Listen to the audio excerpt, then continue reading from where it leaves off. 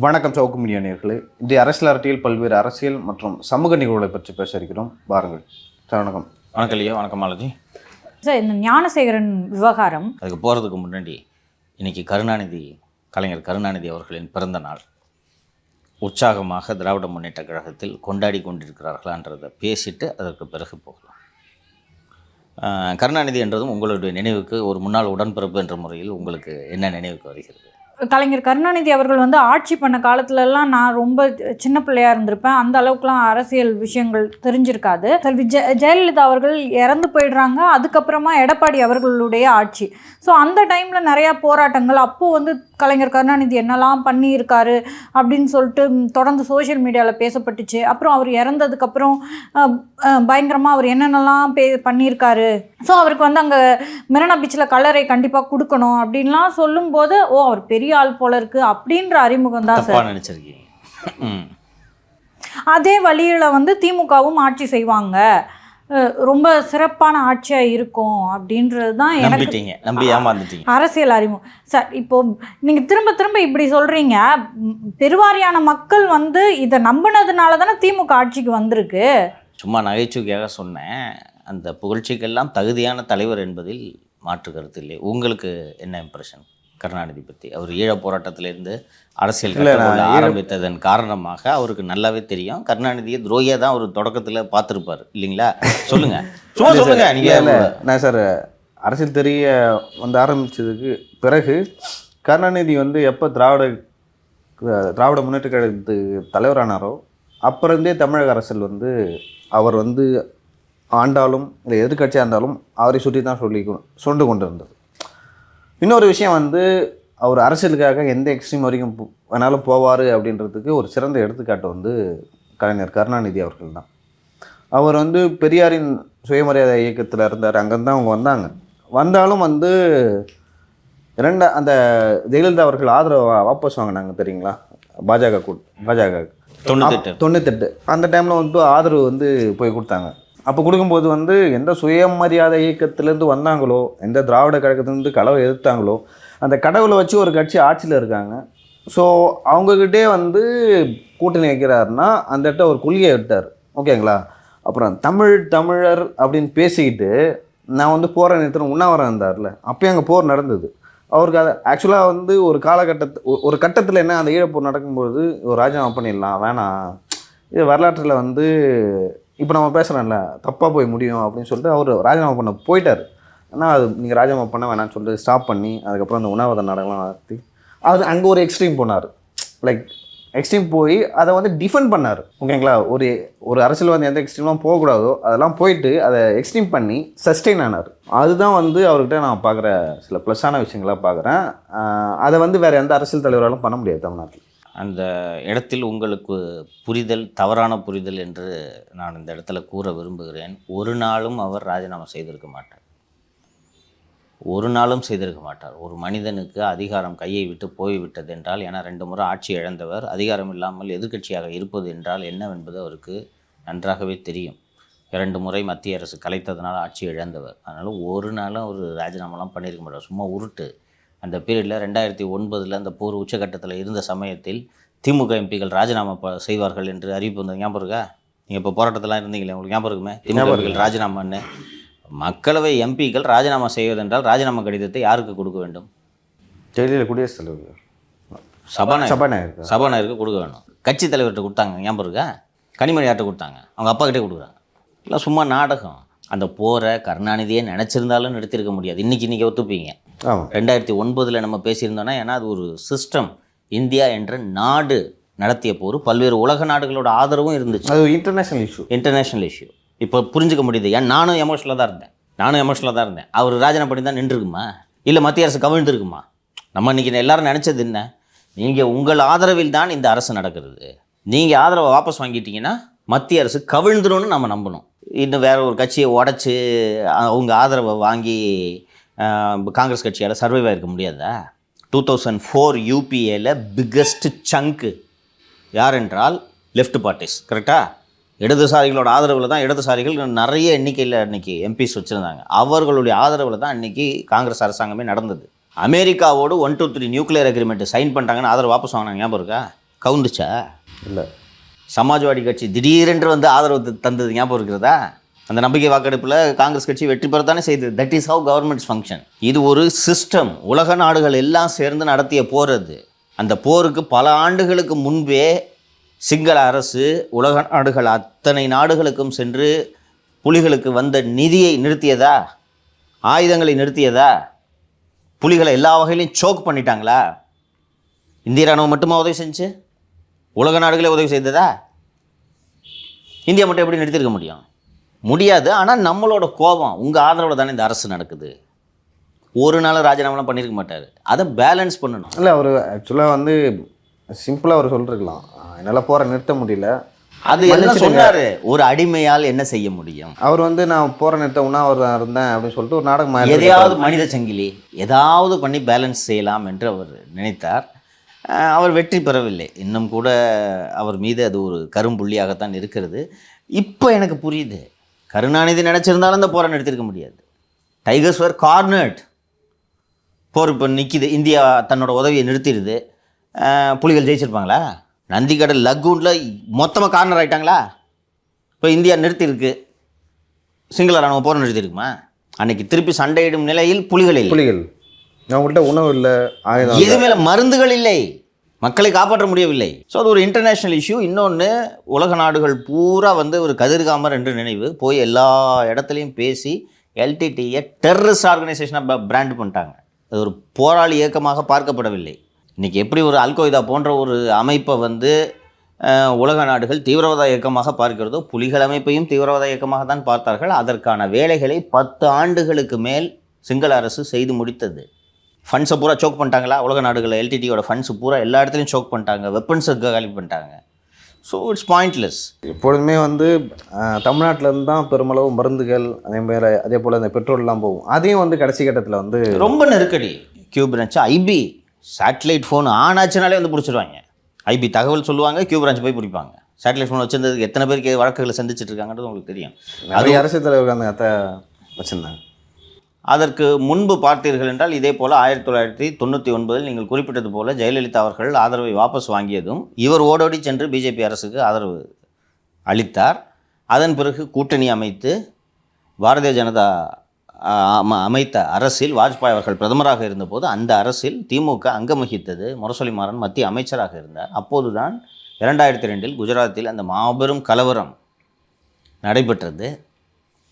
அந்த கலவரம் நடந்தபோது மக்களவையில் பாரதிய ஜனதா கட்சியின் மீது கண்டன தீர்மானம் கொண்டு வர வேண்டும் என்று எதிர்க்கட்சிகள் தீர்மானத்தை கொண்டு வந்து அதில் விவாதங்கள் நடைபெற்ற போது பாரதிய ஜனதா கட்சிக்கு ஆதரவாக வாக்களித்தவர் கருணாநிதி. ஸோ நீங்கள் சொல்கிறது போல் இதிலிருந்து நாம் அவரிடமிருந்து கற்றுக்கொள்ள வேண்டியது என்னவென்றால், ஒரு அரசியல்வாதியோட ஒரே இலக்கு எதுவாக இருக்க வேண்டும் என்றால் சர்வைவ் ஆகணும்.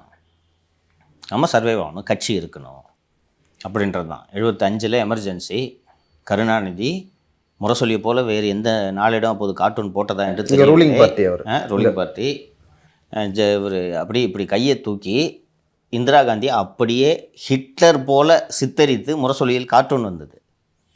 அப்படி நெருக்கடி நிலை எதிர்த்தவர் பெற்ற மகன் சிறையில் இருந்தார். 80 அவங்களோட தானே கூட்டணி வச்சார். அன்று கூட்டணி வைக்கவில்லை என்றால் சர்க்காரிய கமிஷனில் விசாரணையை நடத்தி கருணாநிதிக்கு தண்டனை பெற்று தந்திருப்பார். கரெக்டாக? கட்சி இருந்திருக்காது. சர்வைவல். இங்கே 2001 ஜெயலலிதா தலைமையில் ஆட்சி வந்து விட்டது. 99 ஏற்கனவே அவங்க போய் ஜாயின் பண்ணிட்டாங்க. ஸோ அந்த மத்திய அரசில் அவர்கள் அங்கம் வகித்தது அவர் கைது செய்யப்பட்ட போது உதவியது. மத்திய அரசு தந்த அழுத்தத்தின் காரணமாக தானே அவங்கள 2-3 நாள் 4 நாள் 2 நாள்லேயே ரிலீஸ் பண்ணிட்டாங்கன்னு நினைக்கிறேன், கலைஞரை கைது செய்து. ஸோ எப்படியாவது சர்வைவ் ஆகி, சுருக்கமாக சொல்ல போனால் 50 ஆண்டுகள் தமிழக அரசியலை தன்னை சுற்றி சுழற வைத்தார்.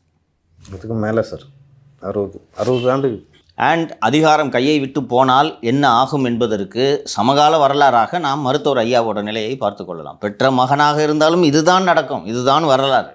இன்றைக்கி அவருடைய பிறந்த நாளை திராவிட முன்னேற்ற கழகத்தின் உறுப்பினர்களும் தலைவர்களும் மிகச்சிறப்பாக சமூக வலைத்தளங்களிலும் இதர இடங்களிலும் கொண்டாடி கொண்டிருக்கிறார்கள். உங்களுக்கு நான் நினைவிருக்குன்னு நினைக்கிறேன், உதயநிதி அரசியலுக்கு வர தொடங்கிய சமயத்தில் அவரை 3ஆம் கலைஞர் என்று வர்ணித்து போஸ்டர் அடித்தார்கள். ஞாபகம் இருக்கா? முதல் கலைஞரோட பிறந்த நாளுக்கு 3ஆம் கலைஞரே வரல. இன்றைக்கி விடுப்பு எடுத்திருக்கிறார். அது ஒரு துன்பியல் சம்பவம். எது துன்பியல் சம்பவம்? he is not feeling well. ஓ, அவருக்கு துன்பவியல் சம்பவம்னு நீங்கள் வருத்தப்படுறீங்க. நான் சொல்கிறேன், ஏகப்பட்ட பேருக்கு 2 நாட்களுக்கு முன்பு கூட திரு துரைமுருகன் அவர்களை பற்றி பேசியிருந்தோம். ஒருவருக்கு, ஒரு அமைச்சருக்கோ ஒரு அரசியல் கட்சி தலைவருக்கோ உடல்நிலை சரியில்லை என்றால் செய்தி குறிப்பு மருத்துவமனையிலிருந்து வரும். கரெக்டுங்களா? காவேரி மருத்துவமனை செய்தி குறிப்பு வெளியிடும், அப்போலோ மருத்துவமனை செய்தி குறிப்பு வெளியிடும். அரசு செய்தி குறிப்பு வெளியிட்டு கேள்விப்பட்டிருக்கீங்களா? உங்களுக்கு உடம்பு சரியில்லை, தொடர் இருமல் மற்றும் காய்ச்சல், தொடர் இருமல் காய்ச்சல் இருந்தால் மருத்துவமனை என்ற ஒரு ஸ்டெரைல் என்விரான்மெண்ட்டில் நீங்கள் இருக்கிறது தானே கரெக்டு? வீட்டு ஆஃபீஸ் அவரை ஆக்குறாரு, வீட்டையே ஹாஸ்பிட்டலாக இருப்பார். அப்போது மருத்துவர்கள் வந்து செல்வதாக தகவலே இல்லையே. கதவை பூட்டிட்டு அவர் வீட்டுக்குள்ளே உட்காந்துருக்காருன்ற நான் கேள்விப்படுகிறேன். நீங்கள் அவ்வளோ முடியல, அப்போ லீவ் எடுக்கிற அளவுக்கு உங்களுக்கு முடியலன்னா ஹாஸ்பிட்டலைஸ் ஆகணும். இன்னொன்று, சாதாரணமாக ஓய்வு எடுக்கிறீங்கன்னு ஒரு வாதத்துக்கு வைத்துக்கொள்ளலாம். ஒரு ஜுரம் வந்துருச்சு ஓய்வு எடுக்கிறாருன்னு ஒரு வாதத்துக்கு வைத்துக்கொண்டால் அதுக்கு எதுக்குங்க செய்தி குறிப்பு? இன்னொன்று, நீங்கள் திடீரென்று செய்தி குறிப்பு வெளியிடுவதை பார்த்தால் தினந்தோறும் காலை 10 மணிக்கு அலுவலகம் திறக்கிறது என்றால் 10:10க்குள் இவர் அலுவலகத்துக்கு ஒரு நாள் தவறாமல் ஞாயிற்றுக்கிழமைகள் உட்பட இவர் வேலை செய்தது போலவும் முதல் முறை தனது வாழ்க்கையிலே இப்போதுதான் விடுப்பெடுப்பது போலவும் செய்தி குறிப்பு வெளியிடுறீங்க. எல்லாம் பார்த்தா பைத்தியக்கார மாதிரி தெரியுதா? நீங்கள் ஆஃபீஸ்க்கு வந்தால் தான் சார் அதிசயம். செல்வி ஜெயலலிதா அவர்கள் முதல்வராக இருக்கும்போது செய்தி பார்த்துருக்கீங்களா? ஜெயலலிதா இன்று தலைமைச் செயலகம் செல்கிறார். இது நியூஸு. சிஎம் ஆஃபீஸ்க்கு போகிறதுன்றது அவங்க வேலை. இது ஒரு நியூஸா? அப்படி தான் போவாங்க. வருடத்தில் பாதி நாட்கள் கொடநாடு. இங்கே இருந்தாலும் அலுவலகத்துக்குலாம் போக மாட்டாங்க. She was not well. பின்னாடி அவங்க அட்மிட் ஆன பிறகு தான் உடம்புல இவ்வளோ உபாதைகள் இருக்குன்றது நமக்கு தெரியும். எப்போயாவது வாட்டி போவாங்க, போனால் நியூஸ் ஓடும். இன்று ஜெயலலிதா தலைமைச் செயலகம் செல்கிறார். அதுபோல் நீங்கள் என்றைக்குன்னா ஆஃபீஸ்க்கு போனால் தான் விசேஷம் இல்லைங்களா? குறிப்பாக அமலாக்கத்துறை வந்த பிறகுதான் இவர் வேக வேகமாக வேலை செய்தார். அதுவும் 3 நாட்களுக்கு வேலை செய்தார், 30 நாள் ஓய்வெடுக்கிறார். நான் ஏற்கனவே நேற்று குறிப்பிட்டது தான். நேற்று அன்னியார் கொடுத்த அழுத்தங்களை சொன்னேன். இன்றைக்கி ஒரு கட்சிக்காரரை கூப்பிட்டு திருத்தினார். அன்னியார் கேட்டது செயல் தலைவர் இல்லையா, துணை பொதுச் செயலாளர். அதுக்கே இப்படி பண்ணிட்டாங்க என்று விரிவாக சில செய்திகளை சொன்னார். நாம் ஏற்கனவே இவங்க கேபினெட்டெல்லாம் போட்டுக்கிட்டு இருந்தாங்க. இவங்க திருமதி பிரியா சுகாதாரத்துறை அமைச்சர், அன்பில் மகேஷ் துணை முதல்வர் என்றெல்லாம் நம்ம பேசிக்கொண்டிருந்தோம். இந்த 4 வருடங்களாக இவர்கள் நினைத்ததையெல்லாம் எளிதாக செய்ய முடியவில்லை. இந்த அறுவர் குழு இவர்களை தடுத்து கொண்டிருந்ததுன்றதை நம்ம தொடர்ந்து பலமுறை நம்ம நிகழ்ச்சியிலே விவாதிச்சிருக்கோம். ஸோ இப்போ ஆட்சி தேர்தல் வரப்போகுது. அவர்கள் மீண்டும் திமுக ஆட்சிக்கு வரப்போகிறது என்று நம்புகிறார்கள். வந்துவிட்டது என்று வைத்துக்கொள்வோம். அதே சிஎம், அதே செந்தில்வேலன், அதே யூசி, அதே உமாநாத், முருகானந்தம் வேணால் ரிட்டையர் ஆவார். ஓகேவா? அவருக்கு சீனியரிட்டி வந்திருக்கும்னு நினைக்கிறேன். ரிட்டையர் ஆகிடுவார். அப்படி இல்லைன்னா இன்னொரு முருகானந்துக்கு பதிலாக வேறு யாராவது வருவார். உமாநாத் தலைமை செயலர் ஆனாலும் ஆகலாம். அதே தினேஷ், அதே அருண், இதே சுச்சுவேஷன் கண்டினியூ ஆகும். திரும்ப 5 வருஷத்துக்கு கெஞ்சின்னு இருக்கணுமா இவங்கக்கிட்ட? ஒரு போஸ்டிங் போடுறதுக்கு ஒரு டெண்டருக்கு மீண்டும் கெஞ்சி கொண்டு இருக்க வேண்டுமா? ஸோ பேரண்ட் பாடிக்கு இப்போ வரணுன்றதான் இவங்களுடைய. நீங்கள் நான் ஏற்கனவே சொன்னேன், என்ன தான் நீங்கள் இருக்கிறதுலையே பவர்ஃபுல்லான அணியாக இளைஞரணி இருந்தாலும் கூட பேரண்ட் பாடியில் இருக்கிற அந்த கட்சியோட ஸ்ட்ரக்சர் படி பேரண்ட் பாடிக்கு தான் பவர் அதிகம். அப்படி இருக்கும்போது துணை பொதுச் செயலாளராக இவர் ஆகிவிட்டால் கட்சியில் ஹோல்டு வருது. நீங்கள் செயல் தலைவர் ஆனீங்கல்ல விரைவாக, என்ன துணை பொதுச் செயலாளர் ஆக்கிறது, என்ன 4 பேர் இருக்காங்க, 5ஆவதாக ஒன்று சேர்க்கறதுல உங்களுக்கு என்ன பிரச்சனை என்று கடுமையாக அழுத்தம் கொடுத்திருக்கிறார். சரி, ஏதாவது அறிவிப்பு வரும்னு சொல்லும்போது நான் ஏற்கனவே குறிப்பிட்டது போல் அன்னியாரிடம் தெளிவாக முதல்வர் அவர்கள் சொல்லிவிட்டார், இல்லை தலையிடாதீங்க, விட்டுருங்க. அவன் பேச்சை கேட்டு தான் எங்கே கொண்டதும் மாவன் எடுத்திருக்கிறான்னு பார்த்தில்ல, தலையிடாதே என்று தெளிவாக சொல்லிவிட்டார். இப்போது உதயநிதியோட பாயிண்ட் ஆஃப் வியூலேருந்து பாருங்கள். இனி கட்சியில் மாற்றங்கள் எப்போது நிகழும்? அடுத்த பொதுக்குழு. கடைசியாக பொதுக்குழு 2011 நடந்துச்சா 14? 14 சார். 14. அப்போ தான் ஒரு செயல் தலைவர் கொடுத்தாங்க. I don't remember. ஓகே, 9 ஆண்டுகள் கழித்து நடக்குது. இப்போது இந்த மாற்றத்தை செய்யவில்லை என்றால் மீண்டும் ஒரு 9 ஆண்டு, இல்லை 10 ஆண்டு அல்லது 12 ஆண்டு எப்போது நடக்கிறது என்பது தெரியாது. இன்னொன்று, மாற்றுவதற்கான தேவை எப்போது ஏற்பட போகிறது? மாற்றம் செய்வதற்கான தேவையை ஏற்பட போதில்லை. இல்லை, பொதுக்குழு நடத்தினால்தான் மாற்றம் நடக்கும். பொதுக்குழு உடனடியாக நடக்காது. ஸோ கண்ணு கட்டிய தூரம் வரை தனக்கு பதவி கிடைப்பதற்கான வாய்ப்பே கிடையாது. எவ்வளோ நாள் நான் இளைஞரணியிலே இருக்கிறது? எங்கள் அப்பா இருப்பார் இளைஞரணி செயலாளராக 70 வயசு வரைக்கும். நானும் அப்படியே இருக்க முடியுமா? எனக்கு துணை பொதுச் செயலாளர் வேண்டும். ஏன் மகளிர் அணியில் இருந்தவங்களை ஒரு 2 வருஷத்துலேயே துணை பொதுச் செயலாளர் ஆக்குனீங்க? என்னை ஆக்கினால் என்ன? இதுதான் காரணம். இப்போது எதிர்ப்பை எப்படி வெளிப்படுத்துவீர்கள்? இல்லை, அந்த கட்சியில் ஏற்கனவே வந்து 4 துணை பொதுச் செயலாளர்கள் இருக்கிறார்கள். இவர் போனால் 5வது. அந்த 4 பேருக்கு இல்லாத பவர் வந்து உதயநிதிக்கு மட்டும் எப்படி வந்துடும்? அந்த 4 பேரும் வந்து டம்மியாக தான் இருக்காங்கன்னு வச்சிங்களேன். உதயநிதிக்கு மட்டும் வரும், எப்படி வரும்? நல்லா அழகாக கேட்டீங்க. 1 வருடம் அல்லது 1.5 வருடம் வெள்ளக்கோவில் சுவாமிநாதன் என்பவர் இளைஞரணி செயலாளராக இருந்தாரா? அப்படி இருந்தார் என்பதுக்காவது வெளி உலகத்துக்கு தெரியுமா? இல்லை, தெரியும். இவங்களுக்கு தெரியாது. இல்லை, நம்ம அடிக்கடி பேசியிருக்கோம், அதனால தெரியும். வெளியிலே தெரியாது. இளைஞரணி சார்பாக பெரிய நிகழ்ச்சி ஏதாவது நடந்துச்சா வெள்ளக்கோவில் இருந்தப்போ? இல்லை. வாயை தரக்கூடாதுன்னு சொல்லி தான் உட்கார வச்சுருந்தாங்க இல்லையா? இவர் வந்ததும் இளைஞரணிக்கு எப்படி புத்துயிர் ஏற்படுகிறது? ஸோ இவர் துணை பொதுச் செயலாளர் ஆன உடனே துணை பொதுச் செயலாளர் தலைமையில் இந்த குழு அந்த குழுன்னு போடுங்க. எந்த காலத்தில்ப்பா இளைஞரணியை வந்து தேர்தல் பொறுப்பாளராக போட்டிருக்காங்க? மாணவர் அணி இருக்குது, மகளிர் அணி இருக்குது, விவசாய அணி இருக்குது, சுற்றுச்சூழல் அணி இருக்குது. அந்த அணியை தலைவர்களை எல்லாம் தேர்தல் பொறுப்பாளர்களாக போடாமல் இளைஞர் அணியை சேர்ந்த திரு உதயநிதியை மட்டும் தேர்தல் பொறுப்பாளராக போட்டு சில மாவட்டங்களை கவனித்துக் கொள்ளும்படி தலைமை முடிவெடுத்ததற்கான காரணம் உதயநிதி என்பதாலா, இளைஞர் அணி முக்கியம் என்பதாலா? இன்னொன்று நினப்பு, நம்மளை மீறி அவன் வந்துட்டு போகிறான். நான் துணை பொதுச் செயலாளராக ஒன்ஸ் உள்ளே போயிட்டேன்னா அப்புறம் நான் தான் கட்சி தலைவன். அப்போ என்னைக்காவது ஒன்று தானே அறிவாலயம் வர்றாரு. அவர் என்ன பெரிய விஷயமா?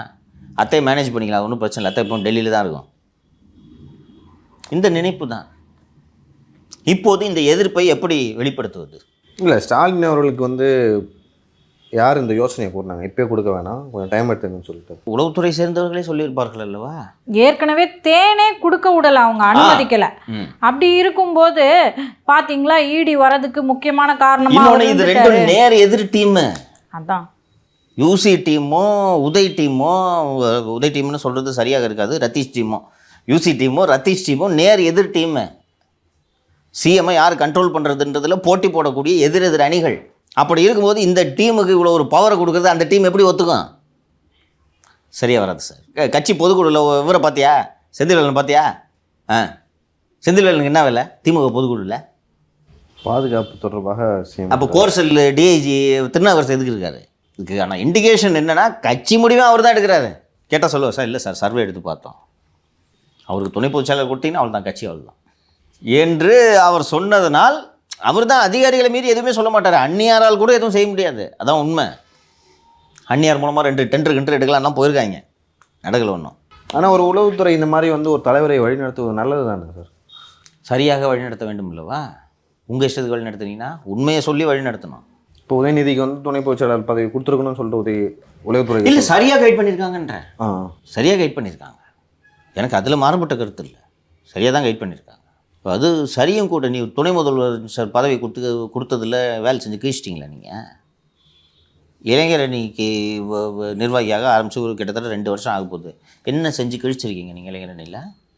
நீட்டுக்கு வந்து 2 கோடி கையெழுத்து வாங்கினாங்க சார். அது சேலத்தில் போட்டு வேர்க்கடலை மடிக்கிறது பொட்டலமாக அதை யூஸ் ஆச்சு அந்த பேப்பர், கரெக்டாக?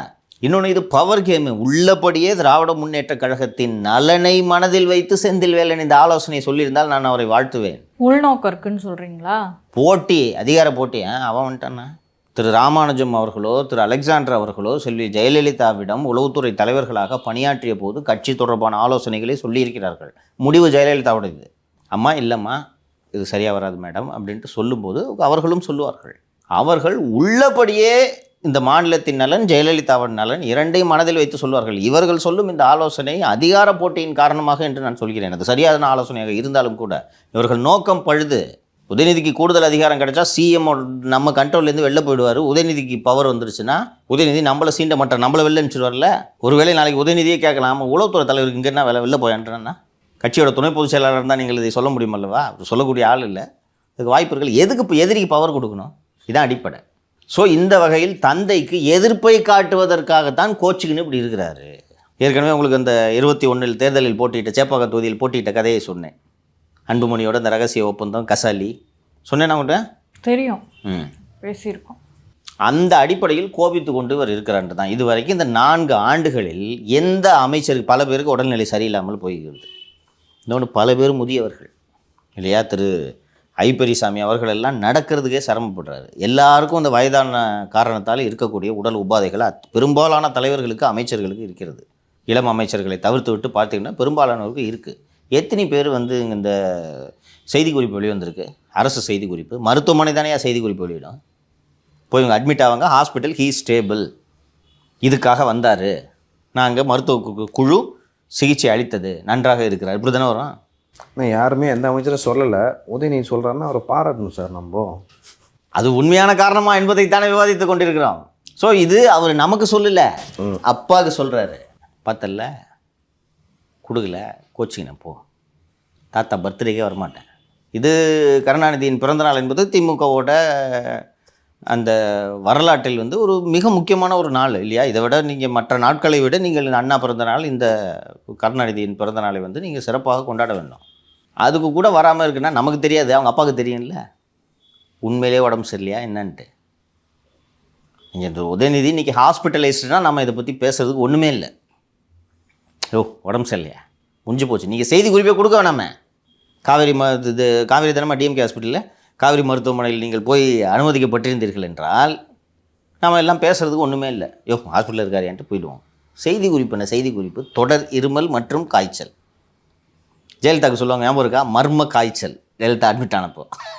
ஸோ இதுதான் காரணம் என்று தகவல்கள் கூறுகின்றன.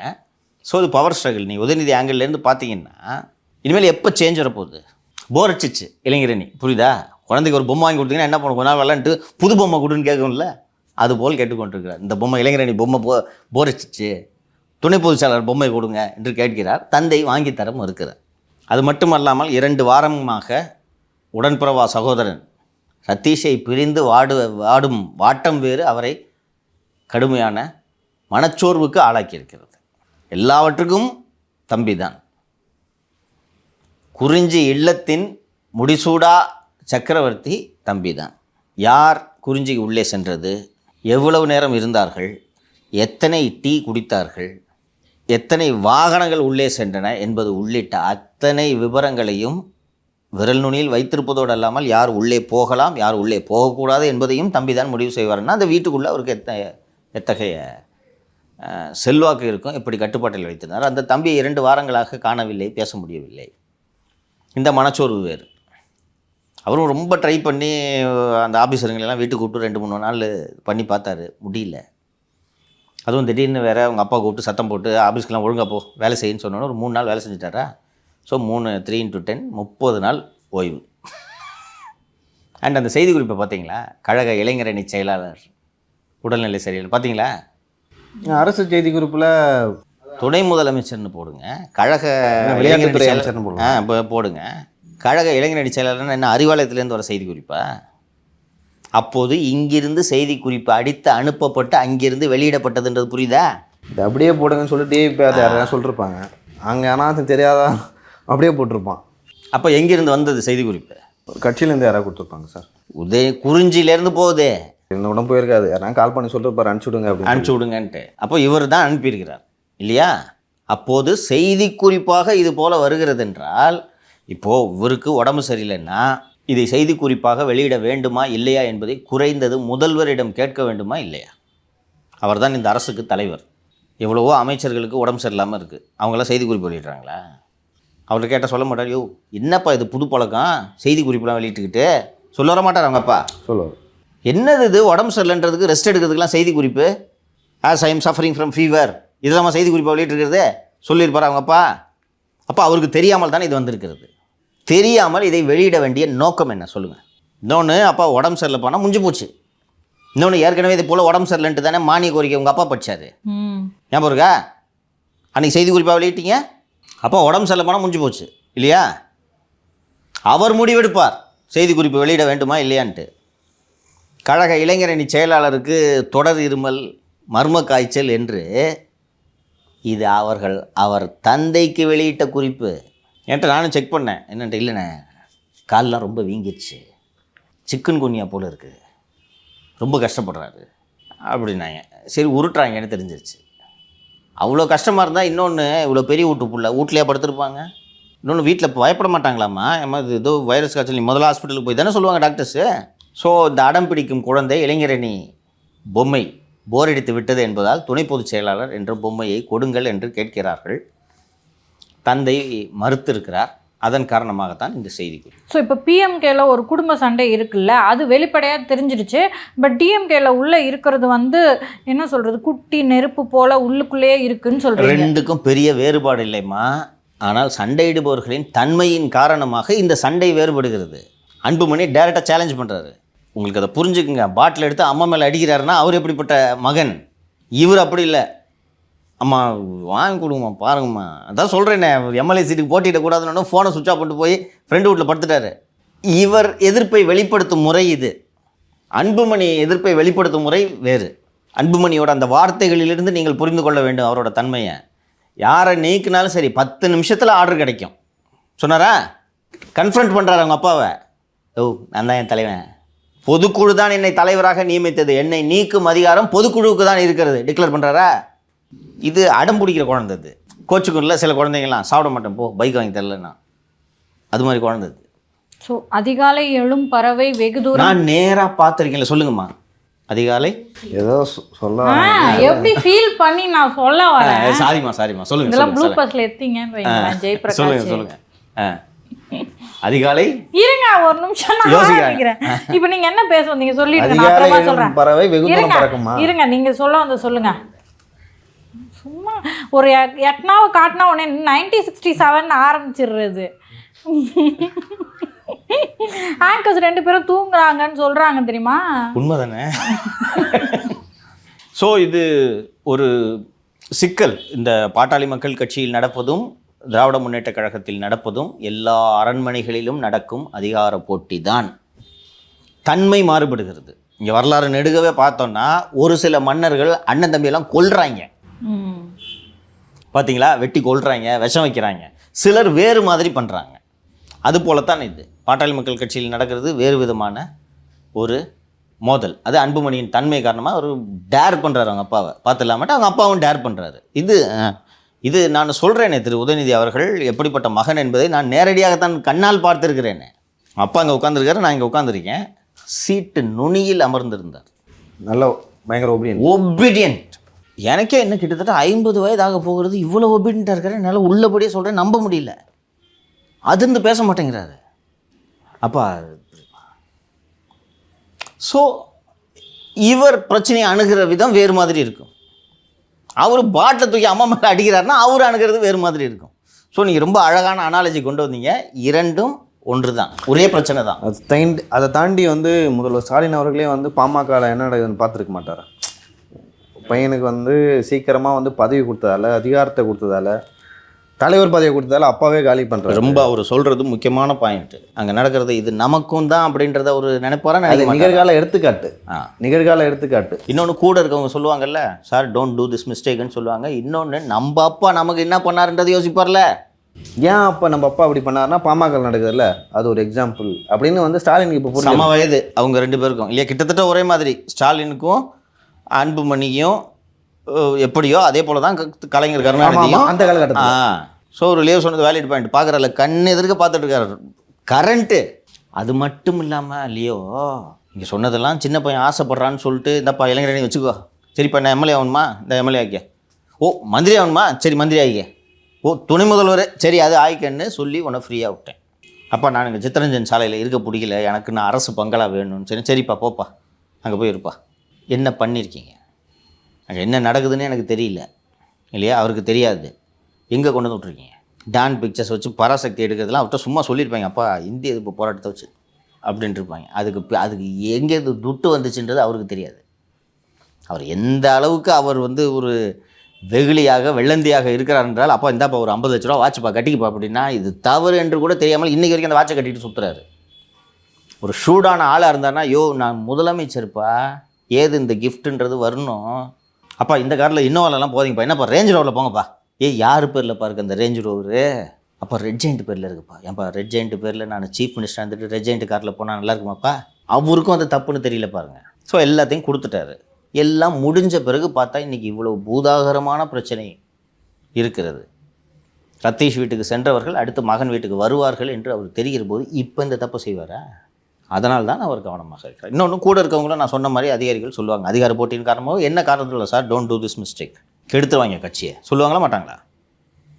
அதன் காரணமாகவும் தடுத்துரும். அதிகாலை எழும் பறவை வெகு தூரம் பறக்கிறது அப்படின்னு ஒரு சொலவடை இருக்குது. ஸோ திரு உதயநிதி அவர்கள் வந்து ஈடி வருகைக்கு அப்புறமா அதிகமான அளவில் வேலை பார்க்க ஆரம்பித்தார். நிறையா ஃபோட்டோஸ்லாம் வெளியே வந்துச்சு. ஸோ ரொம்ப சந்தோஷமாக இருந்துச்சு. ஆனால் சடனாக இப்படி உடம்பு சரியில்லாமல் போனது ஒரு வருத்தமாக இருக்குது சார். சீக்கிரம் சரியாயிடுமா? டாக்டர்லாம் போயிருக்காங்க, அப்போலோ ஹாஸ்பிட்டலு, காவேரி ஹாஸ்பிட்டல் இதெல்லாம் டாக்டர் போயிருக்காங்க, சரியாயிடும், வந்துடுவார். நீங்கள் அவ்வளோலாம் கஷ்டப்பட வேண்டியதில்லை. ஒரு துணை பொதுச் செயலர்னு ஒரு அறிவிப்பை கொடுங்க, 1 மணி நேரத்தில் உடம்பு சரியாகும். அது ஏற்பாடு பண்ணுங்கள் சிஎம்கிட்ட பேசி. அந்த மாத்திரை அதுதானாங்க சார்? அதான் மாத்திரை, அதான் மருந்து. சார் இப்போ சார் ஞானசேகரன் வழக்கு வந்து யார் அந்த சார் அப்படின்ற கேள்வியை திரு எடப்பாடி பழனிசாமி அவர்களாக இருக்கட்டும் இன்னும் பல பேர் கேட்டுட்ருக்காங்க. ஸோ அது வந்து நீதிமன்ற அவமதிப்பு அப்படின்ற ரேஞ்சில் திமுகவை சேர்ந்தவர்கள் பேசிகிட்டு இருக்காங்க. அது உண்மையாகவே அப்படி தானாங்க சார்? ஃபஸ்ட்டு ஒரு விஷயத்தை புரிஞ்சுக்குங்க. ஒரு நீதிமன்றம், அதுவும் இந்த விசாரணை நீதிமன்றம், காவல்துறை அல்லது அரசு தரப்பு அவர்கள் முன் வைக்கக்கூடிய அந்த ஆதாரங்கள், குற்றப்பத்திரிகை, சாட்சியங்கள், ஆவணங்கள், இதன் அடிப்படையில் தான் அவர்கள் தீர்ப்பு வழங்க முடியும். நீதிமன்றம் புலனாய்வு செய்ய முடியாது. புலனாய்வு செய்வது காவல்துறையின் வேலை. நீதிமன்றத்தின் வேலை காவல்துறை செய்த புலனாய்வின் அடிப்படையில் நீதிமன்றத்தின் முன்னால் இருக்கக்கூடிய அறிக்கைகள் உண்மைத்தன்மை சார்ந்து இருக்கிறதா என்பதை கண்டறிந்து, ஆமாம் இந்த விசாரணை அறிக்கை உண்மைதான், இந்த சாட்சியங்களின் அடிப்படையில் நான் இந்த குற்றச்சாட்டுகள் நிரூபணமாகின்றனவா இல்லையா என்பதை பார்ப்பது தான் நீதிமன்றத்தோட வேலை. யார் அந்த சார் என்று எழுப்பும் கேள்வி காவல்துறையை நோக்கிய கேள்வி, நீதிமன்றத்தை நோக்கிய கேள்வி அல்ல. அவங்க வழக்கறிஞர் திருமதி ஜெயந்தி என்று நினைக்கிறேன் அவர்களோட பேர், அவர் வந்து இது நீதிமன்ற அவமதிப்பு அப்படின்னு சொல்லுவது, இதை பற்றி நீங்கள் யாரும் பேசக்கூடாது என்பதற்கான மிரட்டல்.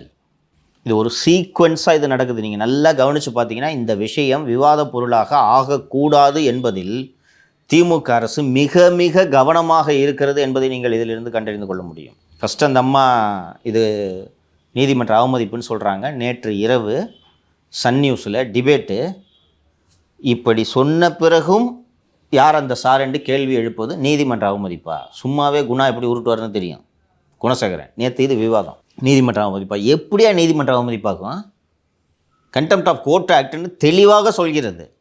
இன்னொன்று, கண்டெம்ட் ஆஃப் கோர்ட்டில் நீதிமன்றங்களுக்கு, உயர் நீதிமன்றத்துக்கு இருக்கும் அதிகாரம் வேறு, விசாரணை நீதிமன்றங்களுக்கு இருக்கும் அதிகாரம் வேறு. விசாரணை நீதிமன்றங்கள் அந்த நீதிமன்றத்து உள்ளே நடக்கக்கூடிய விஷயங்களுக்கு தான் நீதிமன்ற அவமதிப்பு எடுக்க முடியும். கோர்ட்டு உள்ளே நான் ஜட்ஜுக்கு நின்றுருக்கேன், மரியாதை குறைவாக பேசுகிறேன், ஜட்ஜை கண்டெம்ட் எடுக்கலாம். வெளியில் நடக்கிறதுக்கெலாம் ட்ரையல் கோர்ட்டு கண்டெம்ட் எடுக்க முடியாது, ஹைகோர்ட் எடுக்கலாம். எப்படி நீதிமன்ற அவமதிப்பாக வந்து வெளிப்படையான மிரட்டல் என்பது தெரிகிறதா? நேற்று இரவு சென்னை மாநகர காவல்துறையோட அஃபிஷியல் ஹேண்டில்லேருந்து ஒரு ட்வீட் வந்துருந்துச்சு, பார்த்தீங்களா? என்ன ட்வீட் அது? ஆக்சுவலாக வந்து அந்த ஞானசேகரனுக்கு வந்து ஆயுள் தண்டனை வாங்கி கொடுத்துட்டோம், எங்கள் சாதனை அப்படின்னு சொல்லிட்டு சொன்னாங்க. அப்போ யார் இந்த சார், அது குறித்து வந்து மிகப்பெரிய விளக்கம் ஒன்று கொடுத்துருந்தாங்க. அது அந்த கோர்ட்டில் இருக்கிற எவிடன்ஸு இல்லையா? நேற்று இரவு போடப்பட்டிருக்கிறது. Justice served, Gnanasekaran sentence to life imprisonment, find 90,000 போட்டுட்டு அந்த மகளிர் நீதிமன்றம் எவிடன்ஸில் என்னென்னலாம் வந்திருக்குன்னு யார் என்ற சார் அப்படின்ட்டு அந்த விவரங்களை எல்லாம் போட்டிருக்காங்க. எனக்கு இப்போ நீங்கள் 2 பேரும் ஒரு பதில் சொல்லுங்கள். சென்னை மாநகர காவல்துறைக்கும் இந்த வழக்குக்கும் என்ன சம்மந்தம்? அவங்க ஜூரிஸ்டிக்ஷனில் தான் நடந்திருக்கு. நீங்கள் விசாரிச்சிங்களா? இல்லை. நீங்கள் விசாரிக்கக்கூடாதுன்றதுக்கு தானேங்க நீதிமன்ற சிறப்பு புலனாய்வு குழுவை நியமிச்சதா இல்லையா? அப்போ உங்களுக்கும் இதுக்கு என்ன சம்மந்தம்? நீங்கள் ட்வீட் போடுற? அதுவும் குறிப்பாக கோர்ட்டு ஜட்ஜ்மெண்ட்டில் சார்ன்றதுக்கு எவிடன்ஸ் இல்லை, அக்யூஸ்டு வந்து அந்த பாதிக்கப்பட்ட பெண்ணை மிரட்டுவதற்காக சார் என்பதை பயன்படுத்தியிருக்கிறார் என்ற அந்த போர்ஷனை எதுக்கு எடுத்து நீங்கள் எதுக்கு ட்வீட் போடுறீங்க? நீங்களே விசாரிச்சிங்க? இல்லை, இது போடுறது பெரிய விஷயம் இல்லை சார். ஆக்சுவலாக போட்டோம். இந்த மாதிரி எத்தனை வழக்கு போட்டுக்கிறீங்கன்னு ஒரு கேள்வி வருது இல்லை? நான் என்ன சொல்கிறேன், உனக்கும் இந்த வழக்குக்கும் என்னையா சம்மந்தம்? ஜேர்னலிஸ்ட்டுங்களோட ஃபோன்லாம் எடுக்கும்போது கூட இவங்க போய் முறையிடும்போது ஜேர்னலிஸ்ட்டுங்க அவங்க எஸ்ஐடி என்ன சொன்னாங்கன்னா, நாங்கள் இந்த சென்னை மாநகர காவல் கீழே அந்த அதிகாரத்தின் கீழே வரமாட்டோம் தான் சொன்னாங்களாம்மா? சொன்னாங்களா? இப்போது அந்த சிறப்பு புலனாய்வு குழுவையும் சென்னை மாநகர காவல்துறை கட்டுப்பாட்டில் வைத்திருந்தது என்பது தெரிகிறதா? நான் அன்னைக்கே சொன்ன ஞாபகம் இருக்கா? அருண் வேலன் சொன்ன ஞாபகம் இருக்காம்மா? ஞாபகம் இருக்கா? எஸ்ஐடி இதை பிடுங்கும்போது கூட இது அருணோட வேலைன்ட்டு நான் சொன்னேன் ஞாபகம் இருக்கா? இன்னொன்று எஸ்ஐடியில் இருக்கிற மெம்பர்ஸ் எல்லாம் SP level officers. Arun ADGP கூப்பிட்டு அவன் ஃபோனை பிடுங்கன்னா செய்ய மாட்டாங்களா? இப்போ எஸ்ஐடி வவுண்டப்பு ஜட்மெண்ட் வந்துருச்சு, திருப்பி எங்கே போய் வேலை செய்யணும்? இப்போ ஏன் ஃபோனை பிடுங்கினாங்கன்றது தெரியுதா? அன்றைக்கி நீங்கள் சொன்னீங்களா, அது சிறப்பு புலனாய்வு குழு. சிறப்பு புலனாய்வு குழு புலனாய்வு செய்து தீர்ப்பு வந்த ஒரு வழக்கை பற்றி சென்னை மாநகர காவல்துறைக்கு என்ன அக்கறை? நீங்கள் நல்லா கவனித்து பார்த்தீங்கன்னா இது விவாத பொருளாகாமல் இதை மூடி மறைக்க வேண்டும் என்று ஒட்டுமொத்த அரசு இயந்திரமும் முனைகிறது என்பது புரிகிறதா? எதுக்கு ஒரு பப்ளிக் ப்ராசிக்யூட்டர் அவங்க வக்கீல் இது நீதிமன்ற அவமதிப்பா? யார் அந்த சார்னு கேட்குறது? எல்லோரும் ஒரு விஷயத்தை தவற விடுகிறோம். இன்னொன்று ஃப்ளைட் மோடில் இருந்துச்சுன்றதை மீண்டும் மீண்டும் சொல்லி கொண்டிருக்கிறார்கள். உன் ஃபோன் எடுப்பா, ஐஃபோன் தானே? ஆமாம். ஃப்ளைட் மோடு போடு. போட்டாச்சு. ஒய்ஃபை ஆன் பண்ணுங்கள். கனெக்ட் ஆச்சா? ஒய்ஃபை ஆனால் கரெக்டாக கரெக்டாக இல்லை. ஃப்ளைட் மோடில் தான் பேச முடியாதா? ஜிஎஸ்எம் கால் தானே பேச முடியாது. வாட்ஸ்அப் பண்ணலாம், ஃபேஸ் டைம் பண்ணலாமா? பட் அது காலேஜில் அவருக்கு அந்த வைஃபை கனெக்ஷன் எப்படி கிடச்சிருக்கும்? டாங்கிள் இல்லைன்ட்டு உங்களுக்கு தெரியுமா? சொல்லுங்கம்மா. அது விசாரிச்சவங்களுக்கு தான் தெரியும். அதாம்மா நான் சொல்கிறேன். அப்போ ஃப்ளைட் மோடில் இருந்துச்சுன்றதுனாலே அவர் யாருக்கிட்டையும் பேசலைன்றது உங்களுக்கு தெரியுமா? இது ஒரு ஆதாரமாக தூக்கிட்டு வரீங்க. ஃப்ளைட் மோடில் இருந்தது. டாங்கிலே வேணாம், அவரை இன்னொரு ஃபோன் வச்சுருக்காரு, ஹாட்ஸ்பாட் ஆன் பண்ணிட்டு பேச முடியாதா? இதில் நான் முக்கியமாக கவனிக்க வேண்டியது, அந்த பெண் மட்டும் இதில் விக்டிம் அல்ல. Gnanasekaran is a serial offender. இதை முதல் முறை ஞானசேகரன் இந்த பெண்ணுக்கு இதை செஞ்சுருப்பார்னு உங்களுக்கு தோணுதா? இல்லை. எப்படி அந்த சம்பவம் நடந்த அந்த இடம் மெக்கு டிபார்ட்மெண்ட்டுக்கு பின்னால் அந்த இடத்துக்கு போகணுன்னு எப்படி ஞானசேகரனுக்கு தெரியும்? இப்போ இரவு 8 மணிக்கு அண்ணா பல்கலைக்கழகத்துக்கு உள்ளே போனால் ஆணும் பெண்ணும் அங்கே தனியாக இருப்பார்கள்னு உங்களுக்கு தெரியுமா? தெரியாது. எப்படி போகிறாரு? அப்போது இது முதல் முறையா? சம்பவம் வெளியானதும் கோட்டூர்புரம் காவல் நிலையத்தில் ஞானசேகரன் அழைக்கப்படுகிறாரா? அன்று மாலையே அவர் விடுவிக்கப்படுகிறாரா? ஏன் விடுவித்தார்கள்? நார்மலாக பிடிச்சிட்டு போனால் ஒரு ஆளை விடுவாங்களா? திமுக அனுதாபின்ற காரணத்தினால விட்டுருப்பாங்க போல இருக்கு. அந்த திமுக வட்டச் செயலாளர் சண்முகம் அவர் வீட்டு திருமணத்துக்கு தான் மா சுப்பிரமணியம் போனதுனால ஸ்டாலின் கோபமாகி மா சுப்பிரமணியனே கொஞ்ச நாள் புறக்கணித்தார்ன்ற விஷயத்தெல்லாம் நான் சொன்னேன். அப்போது எதற்காக அவரை காவல்துறை விடுவித்தது? இது ஒரு கேள்வி இருக்கா? ஏன் விடுவித்தார்கள் என்பதை இந்த சிறப்பு புலனாய்வு குழு விசாரித்திருக்க வேண்டுமா வேண்டாமா? இதில் வேறு சார் அவர் ஹிஸ்ட்ரி ஷீட்டர், திருட்டு பயமா? 12 திருட்டு கேஸ் இருக்கு. திரு எடப்பாடி பழனிசாமி அவர்கள் அப்பயே சொன்னார், ஹிஸ்ட்ரி ஷீட்டரு எப்படி கண்காணிப்பில் வைக்கல, 11 வழக்குகள் இருந்தது, அந்த பள்ளிக்கரணையில் போய் அவங்க தொடர்ந்து ஃபேமிலியோடு திருடுறாங்க, நாங்கள் நெருங்க போகும்போது இந்த தவறில் மாட்டிக்கிட்டாரு. ஸோ அப்படியெல்லாம் இருக்கும்போது நீங்கள் அன்னைக்கே விசாரிச்சிருக்கணும், ஒரு நாள் உட்காரியா அப்படின்னு சொல்லியிருக்கணும்ல. ஏம்மா எப்பவும் அப்படி தானேம்மா பண்ணுவாங்க, வக்கீல் வந்தால் தானேம்மா விடுவாங்க.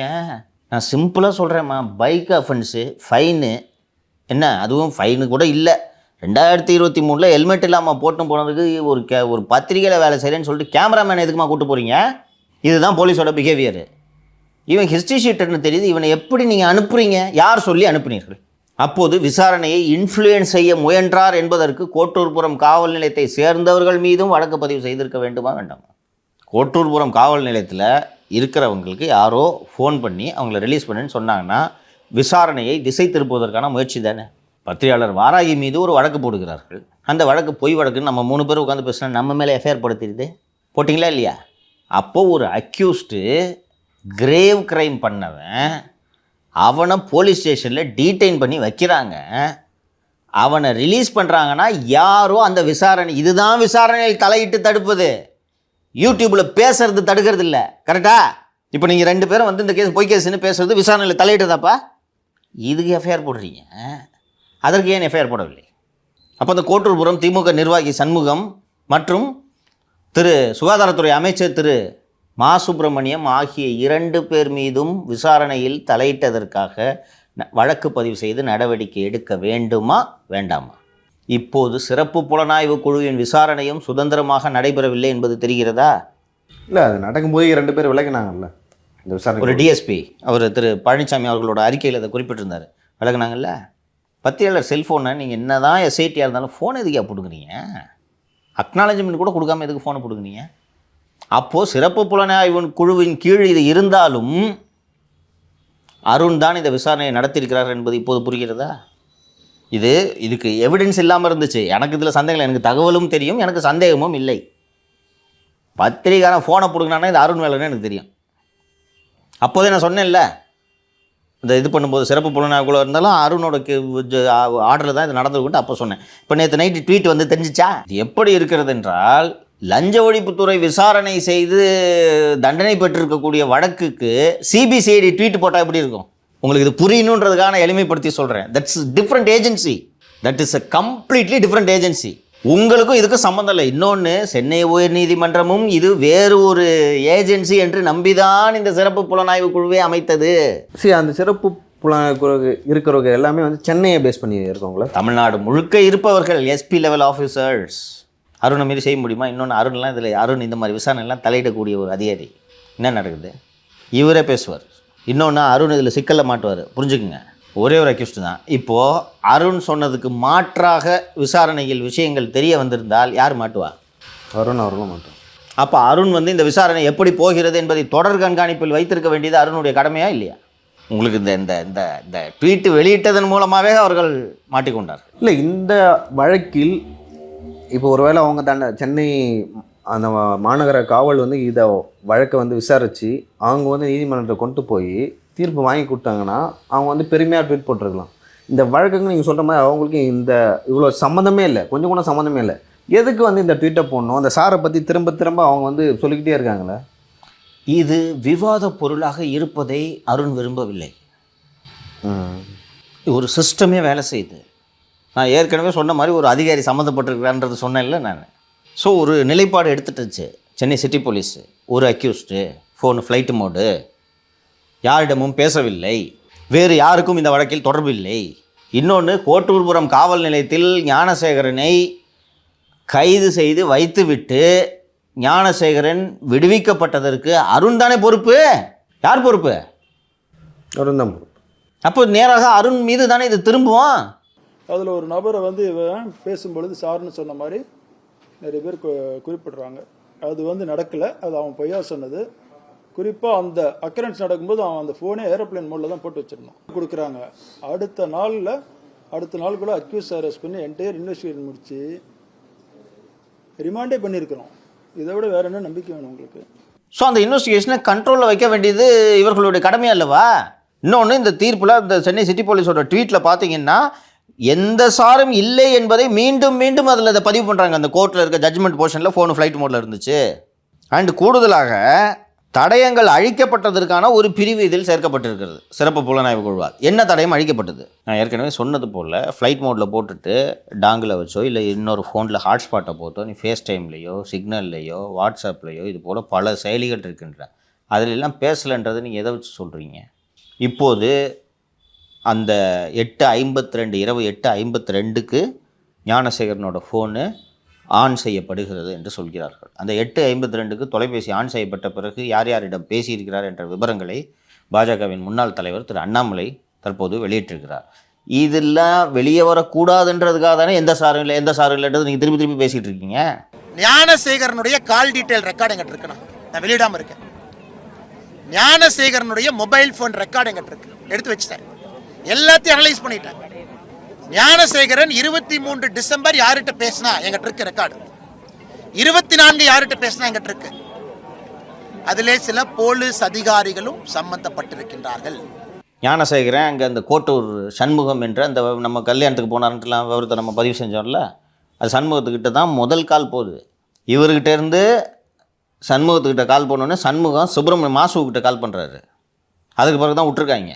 இப்போ நான் குறைந்தபட்சம் நான் இந்த சிறப்பு புலனாய்வு குழுவை பார்த்து கேட்பது, அவர்களை விசாரித்திருக்க வேண்டுமா வேண்டாமா?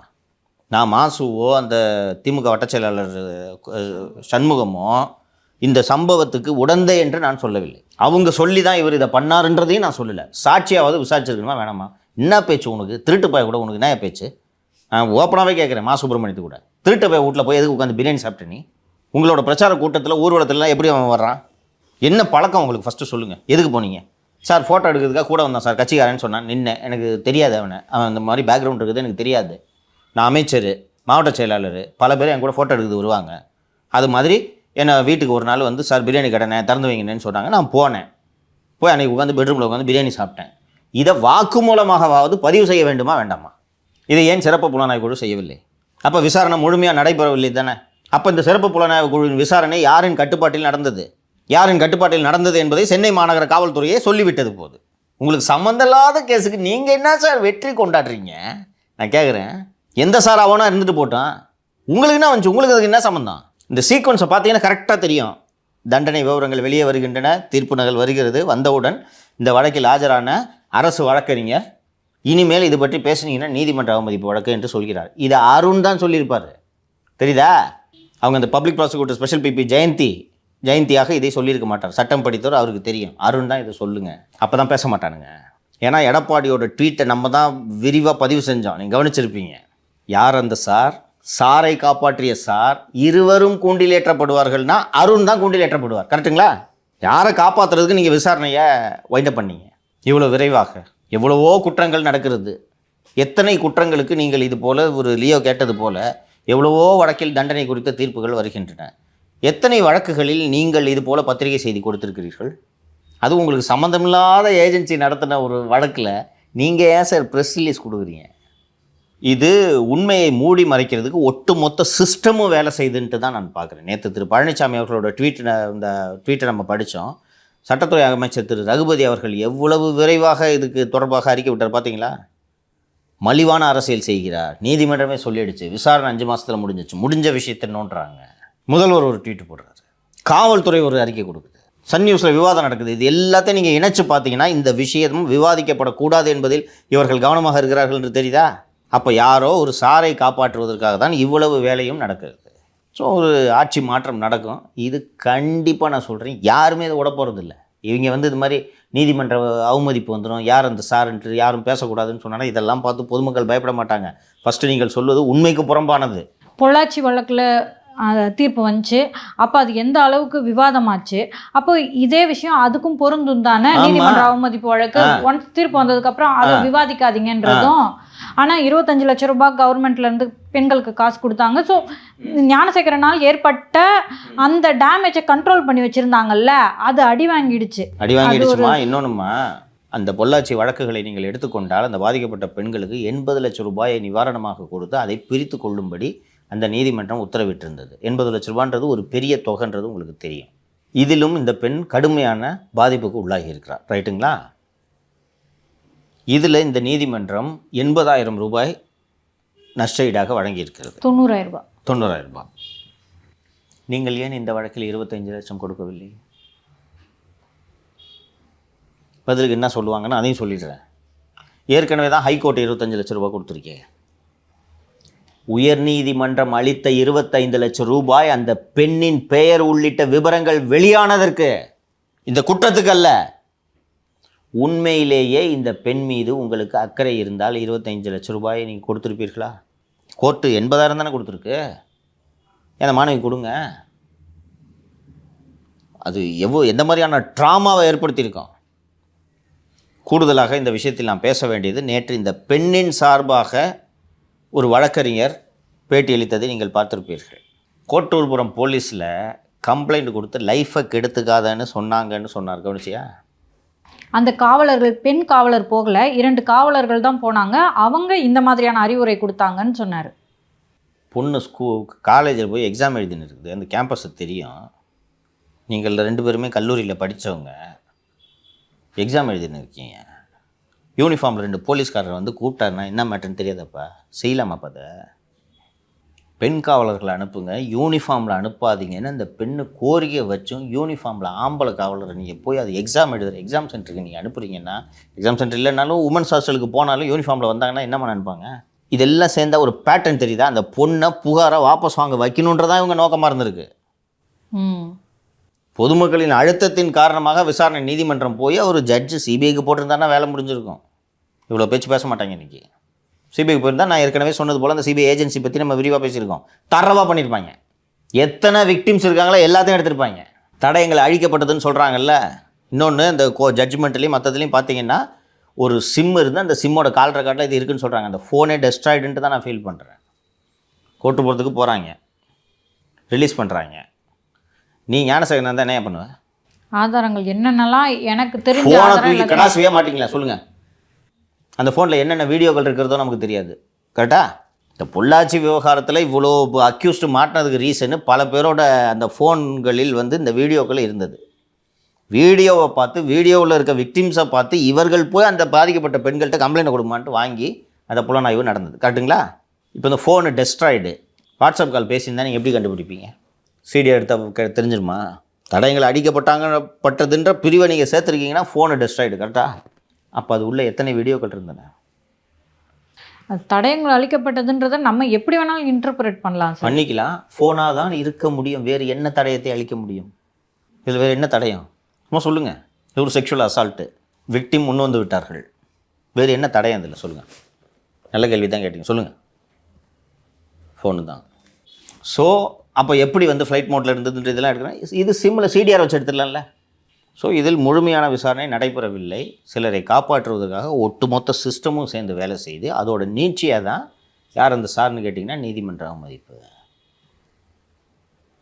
ஸோ சென்னை சிட்டி போலீஸு அவர்களாக அந்த பதட்டத்தின் வெளிப்பாடாக ட்வீட்டு போட்டு சார் பற்றி நீதிமன்றம் சொல்லிடுச்சு. இது ஓயாது. அடுத்த கவர்மெண்ட் வந்துச்சுன்னா திரு பழனிசாமி அவர்கள் சொன்னது போல் அத்தனை பேரும் தண்டனைக்குள்ளாக வேண்டும். சார், பள்ளி கல்வித்துறையை பற்றி நம்ம இந்த 2 எபிசோடுக்கு முன்னாடி பேசணும். ரைட் டு எஜுகேஷன் அப்படின்னு சொல்லிட்டு ஒரு ஸ்கீம் இருக்குது. அதில் வந்து கிளாரிட்டி இல்லை. இந்த வருஷம் அட்மிஷன் நடக்குமா நடக்காதான்னு கிளாரிட்டி இல்லைன்னு சொல்லிட்டு நம்ம கடந்த 2 வருஷமாக அமைச்சர் ஜெர்மனியில் இருந்தாருன்னு விமர்சனம் பண்ணோம். இப்போ வந்து அமைச்சர் அது தொடர்பாக வந்து ஒரு விஷயத்தை சொல்லியிருக்காரு. அதாவது அடுத்த வருடம் தான் வந்து அந்த ஏழை குழந்தைங்களை வந்து தனியார் பள்ளியில் சேர்க்குற அந்த திட்டம் செயல்படும். ஏன்னா மத்திய அரசிடமிருந்து எங்களுக்கு நிதி வரவில்லை, அதனால் வந்து அடுத்த வருடம் செயல்படும், இந்த வருஷம் செயல்படாது அப்படின்னு சொல்லிட்டு சொல்லியிருக்காரு. இவங்க வந்து ஏற்கனவே வந்து என்ன சொல்லியிருந்தாங்கன்னா, அந்த சட்டசபையில் அந்த 2000 கோடி இருக்குல்ல, அதை தமிழக அரசே வந்து அந்த ஸ்கீமுக்கு வந்து சொல்லியிருந்தாங்க. இப்போ என்னப்பாச்சு? இவர்கள் சொல்லுவது எதையுமே செயல்படுத்துவதில்லை, தெரியுதா? இது ஒரு ஃபண்டமெண்டல். இந்த ஸ்கீமு ஆக்சுவலி வந்து இது இந்த திட்டம் ஒரு மிக அற்புதமான திட்டம். ஏழைகள் செல்வந்தர்கள் படிக்கக்கூடிய பள்ளியில் தங்கள் பிள்ளைகளை சேர்க்க வேண்டும்ன்றதுக்காக தான் இந்த கல்வி உரிமை சட்டம் என்ற சட்டத்தை நீங்கள் அங்கம் வகித்த காங்கிரஸ் அரசு தான் இதை கொண்டு வருகிறது, ரைட் டு எஜுகேஷன் திட்டத்தை. உங்களுக்கு சென்ட்ரல் கவர்மெண்ட் ஃபண்டு கொடுக்கலன்றது உனக்கு மே 25 தெரியும்? போன வருஷமே தெரியும்ல. அதை தெரிஞ்சு தானே சட்டப்பேரவையில் நாங்கள் கொடுக்குறோன்னு சொன்னீங்க. இப்போது இன்னொன்று, இது தொடர்பான கிளாரிட்டியும் இல்லாமல் தானே தொடர்ந்து பத்திரிகைகள் செய்திகள் வந்து கொண்டிருந்தன. பேரண்ட்ஸுக்கு கிளாரிட்டி கொடுத்தீங்களா? இந்த அறிவிப்பு இன்றைக்கி சொல்கிறாரு, இது 2-3 மாதம் மார்ச் மாதம் சொன்னால் உனக்கு என்ன கேடுன்னு நான் கேட்குறேன். அதுக்குள்ளே அவங்க வந்து வேறு ஆல்டர்னேட்டிவ்ஸ் பார்த்துருப்பாங்க. அப்போ இல்லாமல் எதுக்குமா அனௌன்ஸ் பண்ணுறீங்க? பெற்றோர்களை சொல்கிறேன், பெற்றோர்களை ஆல்டர்னேட் பார்த்துருப்பாங்கம்மா. Beautifully set. ஆல்டர்னேட் பார்த்துருப்பாங்க. வெயிட் பண்ண மாட்டீங்கல்ல? ஏன்னா ஸ்கூல் இது ஒரு ஹெல்ப்லைன் 1117 ஒரு ஹெல்ப்லைன் இருக்குது. அதுக்கு அடிச்சுக்கிட்டு உட்காந்துருக்க மாட்டாங்கல்ல? கவர்மெண்ட் ஆயா நடத்துறீங்க. இதை பார்க்காம நீ ஜெர்மனியில் சுற்றுப்பயணம் போயிட்டுருக்க. தம்பி இல்லாமல் இவருக்கும் கை உடஞ்ச மாதிரி இருக்குது, மகேஷுக்கும். அதான் உண்மை. சார், நம்ம வந்து எப்பொழுதுமே இந்த ஆட்சியில் வந்து சட்ட ஒழுங்கு மிகப்பெரிய அளவில் பாதிக்கப்பட்டிருக்கு அப்படின்னு சொல்லிட்டு பேசிட்டு வரோம். அதுக்கு உதாரணம் வந்து அந்த சிவகரியில் நடந்த இந்த ஈரோடு மாவட்டத்தை சுற்றி நடந்த கொலைகளும் ஒரு காரணம் அப்படின்னு சொல்லிட்டு பேசணும். அதன் பிறகு வந்து நேற்று தினம் வந்து 8 கொலை வந்து ஒரே நாளில் வந்துருக்கு சார். ஆக்சுவலாக இந்த 8 கொலையை வந்து நம்ம ஒரே நாளில் வந்து எப்படி எடுத்துக்கலாம்? சட்ட ஒழுங்குன்னு சொல்லலாமா, இல்லை வந்து 2 தனிப்பட்ட நபர்கள் வந்து பகையால் வந்து லைக் இந்த மாதிரி கொலை பண்ணிக்கிட்டாங்க அப்படின்னு சொல்லிட்டு நினைக்கிறதா சார்? தனிநபர் பகையின் காரணமாக கொலைகள் நடக்கும்ன்றதை நாமும் ஏற்றுக்கொள்ளலாம். ஆனால்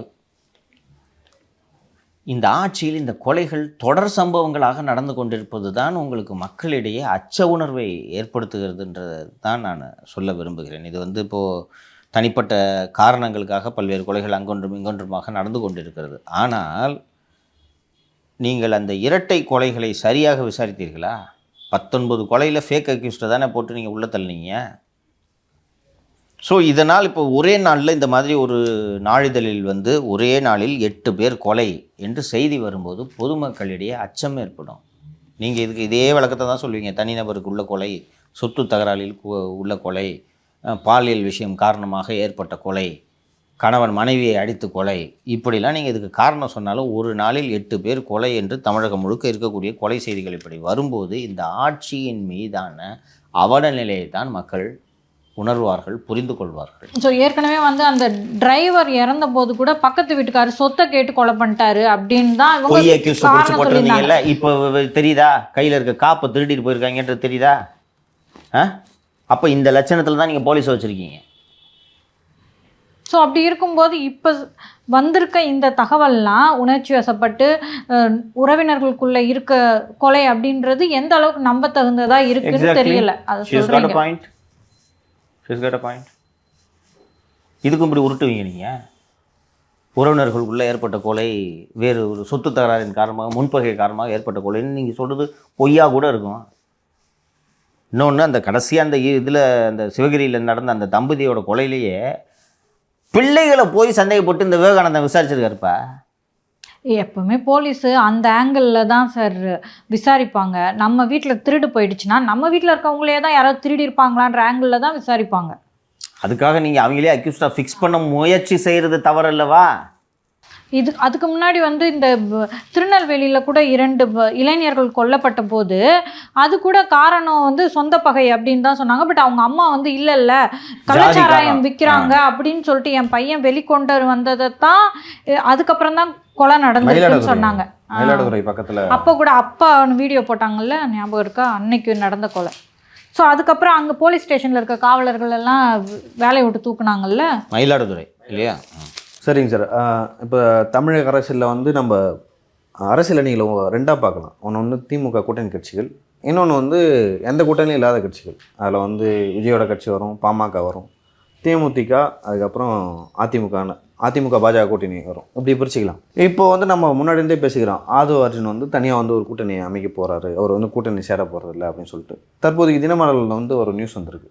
அந்த நியூஸில் என்ன சொல்லியிருக்காங்கன்னா, பாமக வந்து இணைச்சி நம்ம வந்து ஒரு கூட்டணி அமைக்கலாம், அது வட தமிழகத்தில் கொஞ்சம் வலுவாக இருக்கும் அப்படின்னு சொல்லிட்டு, அதனால் வந்து விஜய் தரப்பில் வந்து பாமக கிட்ட பேச்சுவார்த்தை நடத்த போகிறதா ஒரு டாக் வருது. அது உண்மையா சார்? பாஜகவின் கெடுவால் தேமுதிக தவிப்பு, பழனிசாமி கெடுபடியால் பாமக கடுப்பு, அப்படிதான் நியூஸோட தலைப்பு தினமலரில். அதில் நிறைய அந்த ராஜ்யசபா கொடுக்காததன் காரணமாக தேமுதிகவுக்கு ஏற்பட்ட மனக்கசப்பு, அதே போல் பாட்டாளி மக்கள் கட்சி, அதுக்கு அந்த லாஸ்ட் போர்ஷன் மட்டும் படிக்கிறேன். சமீபத்தில் பாட்டாளி மக்கள் கட்சி தலைவர் அன்புமணிக்கு ராஜ்யசபா சீட் கேட்டு அதிமுகவிடம் பேச்சு நடத்தப்பட்டது. தேமுதிகவை டீல் செய்தது போலவே பாமக பிரமுகர்களையும் அதிமுக தலைமை டீல் செய்தனர். சீட் இல்லை என்பதை வெளிப்படையாக சொன்னதால் பாமக தரப்பில் நொறுங்கி போய் உள்ளனர். அன்புமணிக்கு ஒரு சீட்டை கொடுத்திருந்தால் அதிமுக பாமக பாஜக கூட்டணி எதிர்வரும் சட்டசபை தேர்தலுக்கு அமைந்திருக்கும். திமுகவை எதிர்க்கும் வலுவான சக்தியாக அமைந்திருக்கும். அதை அதிமுக பொதுச் செயலாளர் பழனிசாமி தவறவிட்டுள்ளார். தன் கட்சி சார்பில் ஒருவருக்கு சீட்டு வழங்குவதை காட்டிலும் பாமகவுக்கு ஒரு சீட்டு வழங்கியிருந்தால் வட மாவட்டங்களில் பாமகவால் பல தொகுதிகளை வெற்றி பெறும் வாய்ப்பு இருந்திருக்கும். அதை அதிமுக இழந்துவிட்டது. ஃபஸ்ட்டு இது ஒரு அடிப்படையிலே தப்பு. நேற்று வந்து ஏடிஎம்கேவோட சாய்ஸ் 2 சாய்ஸையும் எவ்வளவு சிறப்பான சாய்ஸ்ன்றதை சொன்னேன். ஏன் அந்த சாய்ஸ் அவர் பண்ணினார்ன்றதையும் நம்ம விரிவாக விவாதிச்சிட்டோம். மேலும் கடந்த முறை மாநிலங்களவை வேட்பாளராக திரு CV சண்முகம் அவர்களை தேர்ந்தெடுத்து வன்னியர் சமூகத்துக்கு ஒரு பிரதிநிதித்துவம் கொடுக்கப்பட்ட சூழ்நிலையில் மீண்டும் வந்து இங்கே பாட்டாளி மக்கள் கட்சிக்கு ஒன்று கொடுத்தோன்னா, நம்ம ஏற்கனவே வந்து அதிமுகவில் திரு தனபால் அவர்களுக்கு பிரதிநிதித்துவம் கொடுத்ததுக்கான காரணம் என்னென்னா, அந்த சமூகம் நமக்கு ரெப்ரஸன்டேஷன் இல்லைன்னு ஃபீல் பண்ணுச்சுன்னு சொல்கிறோம். ஸோ தினமலரில் வந்து எழுதியிருக்கிறது என்னென்னா, பாமகவுக்கு கொடுத்துருந்தா அதிக ஒரு அதிமுகவுக்கு வலுவாக இருந்திருக்கும்னு போட்டிருக்காங்க. இது வரைக்கும் உங்களுக்கு இது ஒரு பிளான்ட்ன்றது தெரிஞ்சிருக்கும். இந்த சூழலை பயன்படுத்தி கொள்ள விரும்பிய விஜய் பாமகவை தன் தலைமையிலான அணிக்கு அழைத்து செல்ல விழைகிறார். இதற்காக பாமகவுடன் பேச்சு நடத்த கட்சியினருக்கு அசைன்மெண்ட் கொடுத்துள்ளார். நல்ல வாய்ப்பை தன் கடுமையான அணுகுமுறையால் பழனிசாமி இழக்கிறார். அவர் எடுக்கும் நடவடிக்கைகள் திமுக அணிக்கு தான் சாதகம் உண்டு பண்ணும். இவ்வாறு விஜய் கட்சியில் இருக்கக்கூடிய முக்கியமான ஒருவர் கூறினார் என்று இது வந்திருக்கு. இது பார்க்கும்போதே உங்களுக்கு இது ஒரு பிளான்ட்ன்றது தெரியுதா இல்லையா? ஏற்கனவே வந்து ஒரு அன்புமணி அதிமுகவை அணுகியது உண்மை. அணுகிய போது திரு பழனிசாமி அப்பா போய் கூட்டணும் அப்பான்னு சொல்லிட்டாங்கன்றதை நம்ம சொல்லியிருந்தோம். இன்னொன்று, அப்படி இருக்கக்கூடிய சூழ்நிலையில் பாட்டாளி மக்கள் கட்சியோடு கூட்டணி பேசுங்கள்னு சொல்லிட்டு விஜய் எப்படி முடிவெடுப்பார்? ஆமாம் First ஏற்கனவே வருவாங்களாமா? ஆமா. இன்னொன்று அன்புமணியாவே இருக்கட்டுமே, அன்புமணி விஜய் நம்பி போயிடுவாரா? இன்னொன்று சார், அது தப்பான ஸ்ட்ராட்டஜி இல்லை. இப்போது அன்புமணி அவர்கள் போய் எடப்பாடி அவர்கள்கிட்ட கேட்கும்போது சூப்பர் வாங்க அப்படின்னு கை கொடுத்து குலுக்கியிருக்கலாம். பட் அது ஒர்க் அவுட் ஆகாது. ஏற்கனவே அவங்க வந்து யார்கிட்ட பலம் இருக்குன்ற பல பரீட்சையில் இருக்கும்போது இது விஜய் அவர்கள் இந்த இந்த முயற்சியை பண்ணியிருந்தா அது ரொம்ப தப்பான ஸ்ட்ராட்டஜி. எப்படிமா பண்ணுவார்? இன்னொன்று அன்புமணி ஏற்றுக்குவாரா? அண்ட் விஜய்க்கே வந்து மருத்துவர் ஐயா இல்லாத அன்புமணியால் 10 பைசா புரோஜனம் இல்லைன்றது விஜய்க்கு தெரியாதா? தெரிஞ்சிருக்கணும். தெரியும். அந்த அளவுக்கு அவர் அரசியல் அறிவு இல்லாதவர் அல்ல விஜய், அவருக்கு தெரியும். மேலும் பாட்டாளி மக்கள் கட்சியோடு கூட்டணி வைக்காமலேயே வன்னியர் சமூக வாக்குகளை பெறக்கூடிய நிலையில் விஜய் இருக்கிறார், கணிசமான வாக்குகளை, இல்லையா? அப்படி இருக்கும்போது இந்த கூட்டணிக்கு பேச வேண்டிய அவசியமும் இல்லை. இன்னொன்று, அதிமுக மாதிரி பெரிய கட்சியை விட்டுட்டு பாட்டாளி மக்கள் கட்சியை அழைத்துக்கிட்டு, அதுவும் பிளவுபட்ட பாட்டாளி மக்கள் கட்சியை அழைத்து கொண்டு ஏற்கனவே அங்கே அதுதான் சார் சிக்கல். பிஜேபியை நோக்கி போனதுனால தான் 3 எம்எல்ஏக்கள் இருந்திருப்பாங்க. நம்ம தவற விட்டுட்டோன்ற கோவத்தில் திரு ராமதாஸ் அவர்கள் இருக்கார். ஸோ மீண்டும் அதே தவற செய்வாங்களா? செய்ய மாட்டாங்க. ஸோ இந்த நியூஸு பிளான்ட். இதோடு சேர்த்து இதற்கு கீழே இருக்கக்கூடிய இன்னொரு நியூஸை பார்த்தீங்கன்னா அதுவும் பிளான்ட்டு. ஒரே பேஜில் தினமலரில் 2 நியூஸ் ஆதவ் பிளான்ட் பண்ணியிருக்கார். ஆதவ் பேசிய வீடியோ வெளியீடு, விஜய் விசாரணையால் சலசலப்பு அப்படின்னு போட்டுட்டு இந்த டீட்டெயில்ஸ் எல்லாம், அந்த விஜயோட ஆதவோட வீடியோ வந்துச்சுல, அதெல்லாம் போட்டுட்டு இது குறித்து தாவேக வட்டாரத்தில் கூறப்படுதாவது, கட்சியில் தனக்கு போட்டியாக யாரும் வரக்கூடாது என்பதில் ஆனந்த் உறுதியாக உள்ளார். இதற்காக பல்வேறு ராஜதந்திர அரசியலை அவர் முன்னெடுத்து வருகிறார். ஆனந்த்னா யாருன்னு தெரியுதா? புஷி ஆனந்த். தனியார் டிவியில் பணியாற்றும் 3 பேர் உதவியுடன், நான் இல்லை, நம்ம தனியார் டிவி இல்லை, ஓகே, 3 பேர் உதவியுடன் தன்னை விளம்பரப்படுத்த தனியாக ஐடி விங்கை அவர் உருவாக்கி உள்ளார். இதை வைத்து விஜய்க்கு இணையாக தனக்கு விளம்பரங்களை செய்து வருகிறார். விஜய்க்கு இணையாக புஷி ஒரு நாளும் அதெல்லாம் பண்ண மாட்டார்ன்றது உங்களுக்கு தெரியும். அவர்கள் வாயிலாகவே திட்டமிட்டு ஆதவ் அர்ஜுனா பேசிய வீடியோ சமூக வலைத்தளங்களில் வெளியிடப்பட்டுள்ளது. இது ஒரு லாஜிக்கு ஒத்துக்கிட்டாலும் அவரும் தானே இந்த வீடியோவில் இருக்காரு. நான் அதுதான் நினச்சேன். இப்போது நம்ம திரைமறைவிலேயே கூட பேசிகிட்டு இருக்கோம். அந்த மாதிரி ஒருமையில் பேசும்போது எதுக்கு அப்படின்ற ஒரு வார்த்தையை சொல்லியிருக்கணும்ல, புஷி ஏன் சொல்லலை அப்படின்னு எனக்கே ஒரு கேள்வி இருந்துச்சு. அப்படி இருக்கும்போது அது அவருக்கும் தானே டேமேஜ் ஆகும் வெளியிட்டா அந்த ஆடியோவை. இது ஆதவ் தான் பிளான்ட் பண்ணாருன்றதுக்கு இது எழுதின எடிட்டர் யாருன்னு தெரியல. ஆதவ் தான் பிளான்ட் பண்ணாருன்றதை வெளிப்படையாக தெரிவது போல கடைசி பேராவை இந்த இதில் தினமலரில் எழுதிட்டாங்க. கட்சியில் ஆதவ் அர்ஜுனா அதிகாரம் செலுத்துவதற்கு ஆனந்த் மறைமுகமாக தடை போட முயற்சி செய்வது அம்பலமாகி உள்ளது. இதை விஜய் கவனத்திற்கு நிர்வாகிகள் கொண்டு சென்றுள்ளனர். அவரும் ஆனந்திடம் விளக்கம் கேட்டுள்ளார். இது கட்சியில் திடீர் சரசரப்பை ஏற்படுத்தி உள்ளது. இவ்வாறு கட்சி வட்டாரத்தில் கூறப்படுகிறது. 2 நியூஸுமே ஆதவ் பிளான்ட். சரி, அப்படி ஒரு ஆதவ் ஏன் இப்படி பிளான்ட் பண்றாரு சொல்லுங்க. அப்படி ஒரு வாதத்துக்கு வச்சுக்கிட்டா அவருக்கு யாருக்கு எதிராக தான் இருக்காரு? அவரோட ஐடியா தான் என்ன?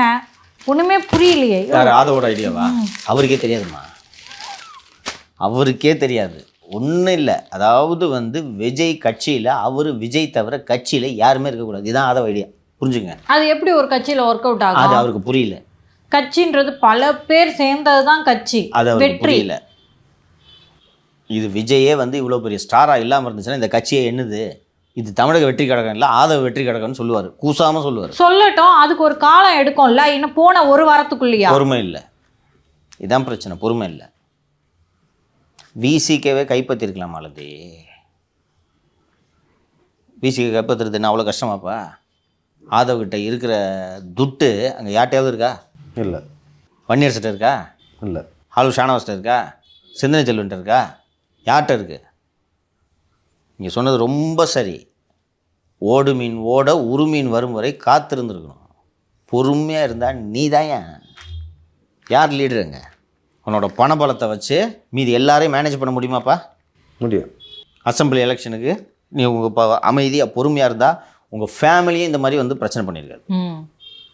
கரெக்டாக பொறுமையாக இருந்து இவங்க எல்லாம் என்ன வன்னியர்ஸை சேலஞ்ச் பண்ணிட்டு வர அழகாக பண்ணி கட்சியில் திருமாவுக்கு அடுத்து நம்பர் 2ன்ற நிலைமையை அதை அச்சீவ் பண்ணியிருக்க முடியுமா? இல்லை, அவர் சேர்ந்தப்போ வந்து விடுதலை சிறுத்தைகள் என்ற கட்சி வந்து அது ஒரு குடும்ப கட்சியும் இல்லை, விடுதலை சிறுத்தைகள். அப்படி இருக்கும்பொழுது இவர்கிட்ட பணம் இருக்குது, ஒரு ஃபேஸ் வேல்யூ இருக்குது. அப்போ Yes. அந்த அந்த டைமில் வந்து ஆதவர்ஜுன் லைம் லைட்டில் இருந்தார். அதை அப்படியே கொண்டு மெயின்டைன் பண்ணிகிட்டே போயிட்டு ஓரளவு திருமாவு அந்த கட்சிக்காரங்களே இவர்கிட்ட காசு இருக்குது, இவர் கட்சியை பார்த்துவார், கட்சியோட ஒரு நல்ல ஃபேமிலி, அங்கே ஃபினான்ஷியல் ஃபேமிலி அப்படின்றதால லைக் எல்லாம் இவரை நோக்கி வந்திருப்பாங்க.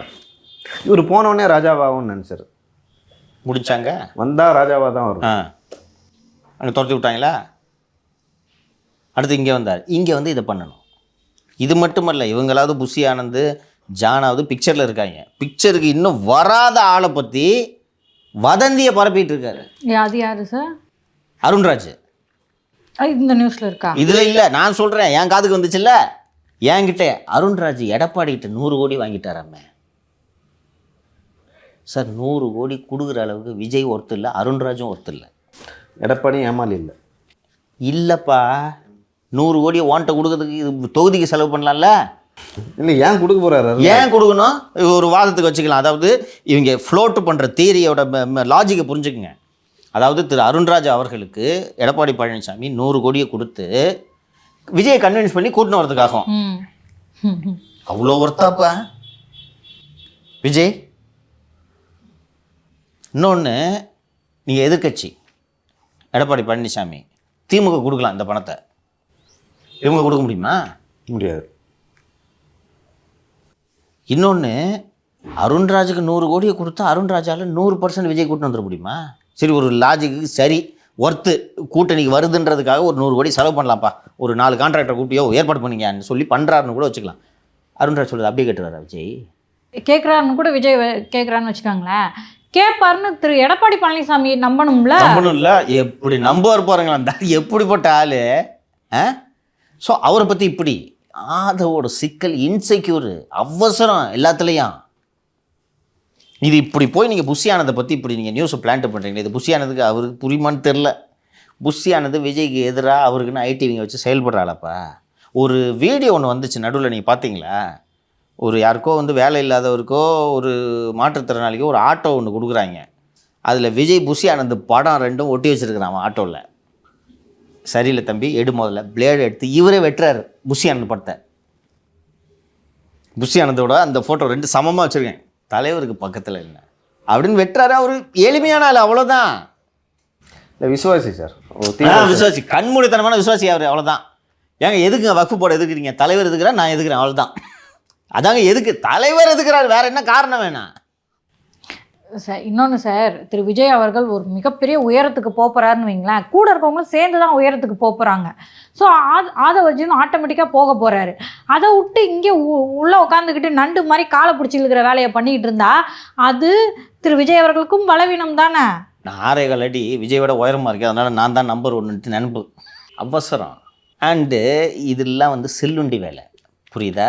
இந்த அருண்ராஜ் பற்றி வதந்தி பரப்புறது, தினமலரில் இந்த மாதிரி நியூஸ் பிளான்ட் பண்ணுறது, இதனால விஜய் வந்து இந்த தினமலரை ஃபஸ்ட்டு ஆஹா புஷி ஆனது பாரியா தனியாக ஐடிங்க வச்சுருக்கான் அப்படின்னு கோபடியா புஷி நாளிலேருந்து வராதுன்னு சொல்லுவாங்க. ஏற்கனவே அவங்க அப்பாவே திரு விஜயோட அப்பாவே சொல்லிட்டாரு, அப்பவே அவர் கேட்கல, சில வருஷங்கள் ஆயிடுச்சுன்னு நினைக்கிறேன். ஆமாம் ஆமாம், அது கேட்கல. அது மட்டும் இல்லாமல் புஷியோட ரோல் என்ன, புஷியோட முக்கியத்துவம் என்ன, புஷி எத்தனை ஆண்டுகளாக இருக்கிறார், இந்த ஆதவர்ஜுன் எத்தனை ஆண்டுகளாக இருக்கிறார், வந்து சேர்ந்ததிலிருந்து எவ்வளவு தலைவலிகளை இழுத்து விட்டிருக்கிறார் என்பது விஜய்க்கு புரியாதா? ஆதவோட சிறுபிள்ளைத்தனமான அந்த எண்ணம் புரியுதா? இப்படி இது போட்டு இது பிளான்ட் பண்ணி உனக்கு என்னாச்சு இப்போ? இதே போல் நேற்று நம்ம அந்த நியூஸ் தமிழில் ஏபிபியில் பார்த்தோமா? சொல்லுங்க. நியூஸ் தமிழில் ஜானை பற்றி ஒரு 5 நிமிஷம் பேக்கேஜ் வந்து பார்த்தீங்களா? பண்ணி நியூஸ் தமிழ் பேசணும், அதை பற்றி பேசியிருக்கோம், நம்ம பேசியிருக்கோம்ல. ரைட்டு. அதை பற்றி ஒரு பேக்கேஜ் நீங்கள் போட்டுட்டீங்க. இப்போ விஜய் அதை பார்த்துட்டு John don't come near me அப்படின்னு சொல்லிட்டாரா? இது எப்படின்னா, இந்த இவர்கள் பேரெல்லாம் ராஜ்யசபா பட்டியலில் பரிசீலனையில் இருக்குன்ட்டு பேர் போட்டுக்கிறாங்கல்ல, ஹிந்துவில் இதில் எல்லாம் போட்டுக்கிறாங்க. அது மாதிரியான ஒரு குழந்தைத்தனமான வேலை தான் இது. நான் கால் பண்ணி ஒரு கட்சியில் இருக்கவங்க கேட்பாங்க, இந்த மாதிரி ராஜ்யசபா சீட்டு உங்கள் கட்சியிலேருந்து யாருக்கு கொடுக்க போகிறீங்க அப்படின்னு சொல்லிட்டு கேட்பாங்க. அப்படி சொல்லும்போது என்ன வெளில சொல்லாதீங்க, நானும் தான் கேட்குறேன், எனக்கு கொடுப்பாங்கன்னு நினைக்கிறேன், பத்திரிகைக்கு போட்டுறாதீங்க அப்படின்னு சொல்லுவாங்க. எல்லா கட்சியிலையும் வந்து பதிகாங்க கேட்டால் அப்படி தான் சொல்லுவாங்க. ஓ, அப்போ இவரு கேட்குறாரு போல, சரி இவரு பெரியும் போட்டுடலான்னு சொல்லிட்டு போட்டுருவாங்க. யார்ட்டையும் சொல்லாதீங்க வச்சுங்க. அப்படி இல்லைன்னா இன்னொன்று சொல்லுவாங்க இல்லையோ, பயோடேட்டா வாங்கியிருக்காங்க, தலைவர் என்கிட்ட பயோடேட்டா கேட்டாது அப்படின்னு. நீ ஜேர்னலிஸ்ட் ரிப்போர்ட்டர் யங் ரிப்போர்ட்டர் தான் நினச்சி சரியான ஸ்கூப்பு, இவர்கிட்ட பயோடேட்டா கேட்டிருக்காங்கன்னா கன்சிடரேஷனில் இருக்குது. இது மாதிரி 50 பேர்கிட்ட எடப்பாடி பயோடேட்டா வாங்கியிருக்காரு தெரியுமா?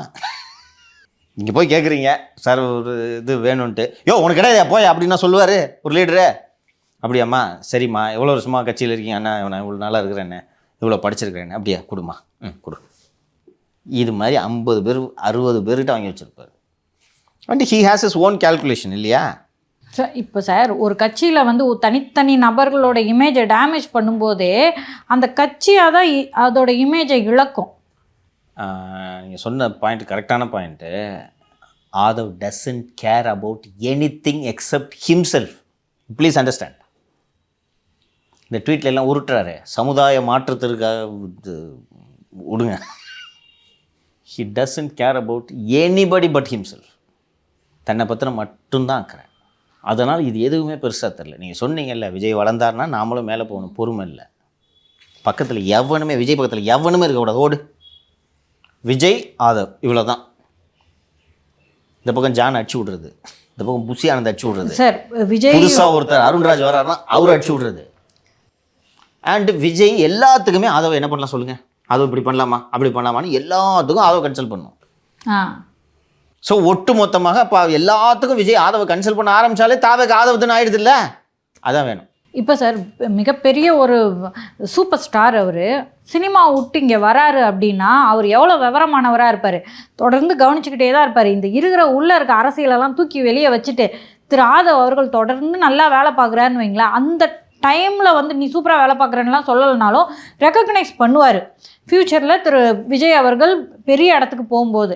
ஆனால் இதையும் அவர் ரெக்கக்னைஸ் பண்ண தான் செய்வார். இப்படியெல்லாம் அவர் இந்த மாதிரி வேலைகளெல்லாம் ஈடுபட்டார். ரெக்கக்னைஸ் பண்ணுறதுனால தானேமா விஜய் அவரோட கார் டிரைவருக்கெல்லாம் மாவட்ட செயலாளர் கொடுத்துருக்காருல்லப்பா.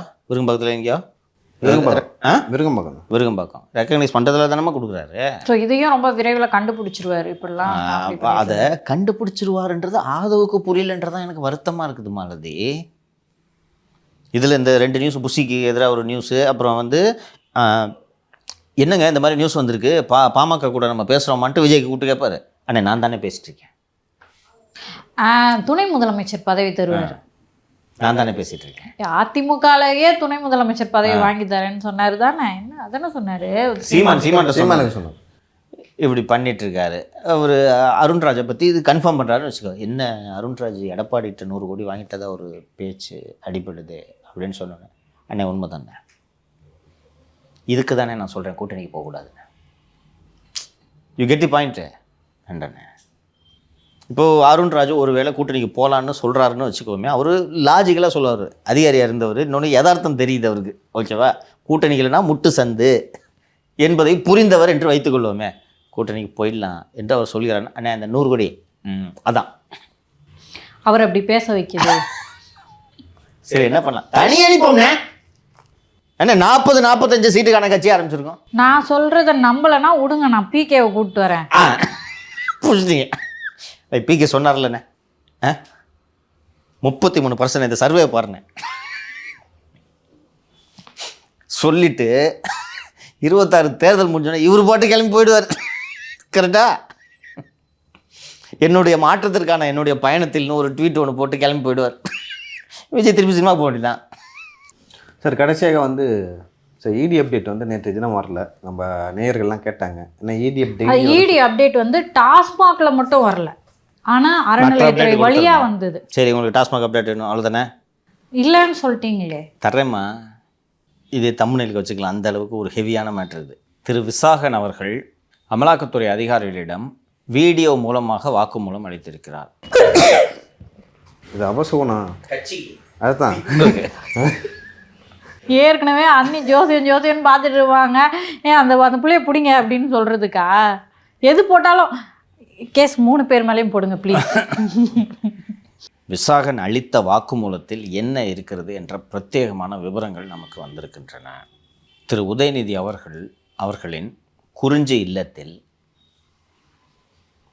பலமுறை கூட்டங்கள் நடந்திருக்கிறது. அந்த கூட்டங்களில் துறையின் அமைச்சர் திரு முத்துசாமி, துறையின் மேலாண் இயக்குனர், டாஸ்மாகின் மேலாண் இயக்குனர் திரு விசாகன் ஆகியோர் இருந்திருக்கின்றனர். விசாகன் சொல்கிறாரு, நான் இருந்தேன், முத்துசாமி இருக்கிறாரு, துணை முதல்வர் திரு உதயநிதி என்னிடமும் முத்துசாமியிடமும் டாஸ்மாக் தொடர்பான எல்லா விவரங்களையும் நீங்கள் என்னை நேரில் வந்து பார்த்து விவாதிக்க வேண்டும் என்ற அவசியம் இல்லை. எந்த கோப்புகளாக இருந்தாலும் தம்பியிடம் கொடுத்து விடுங்கள்.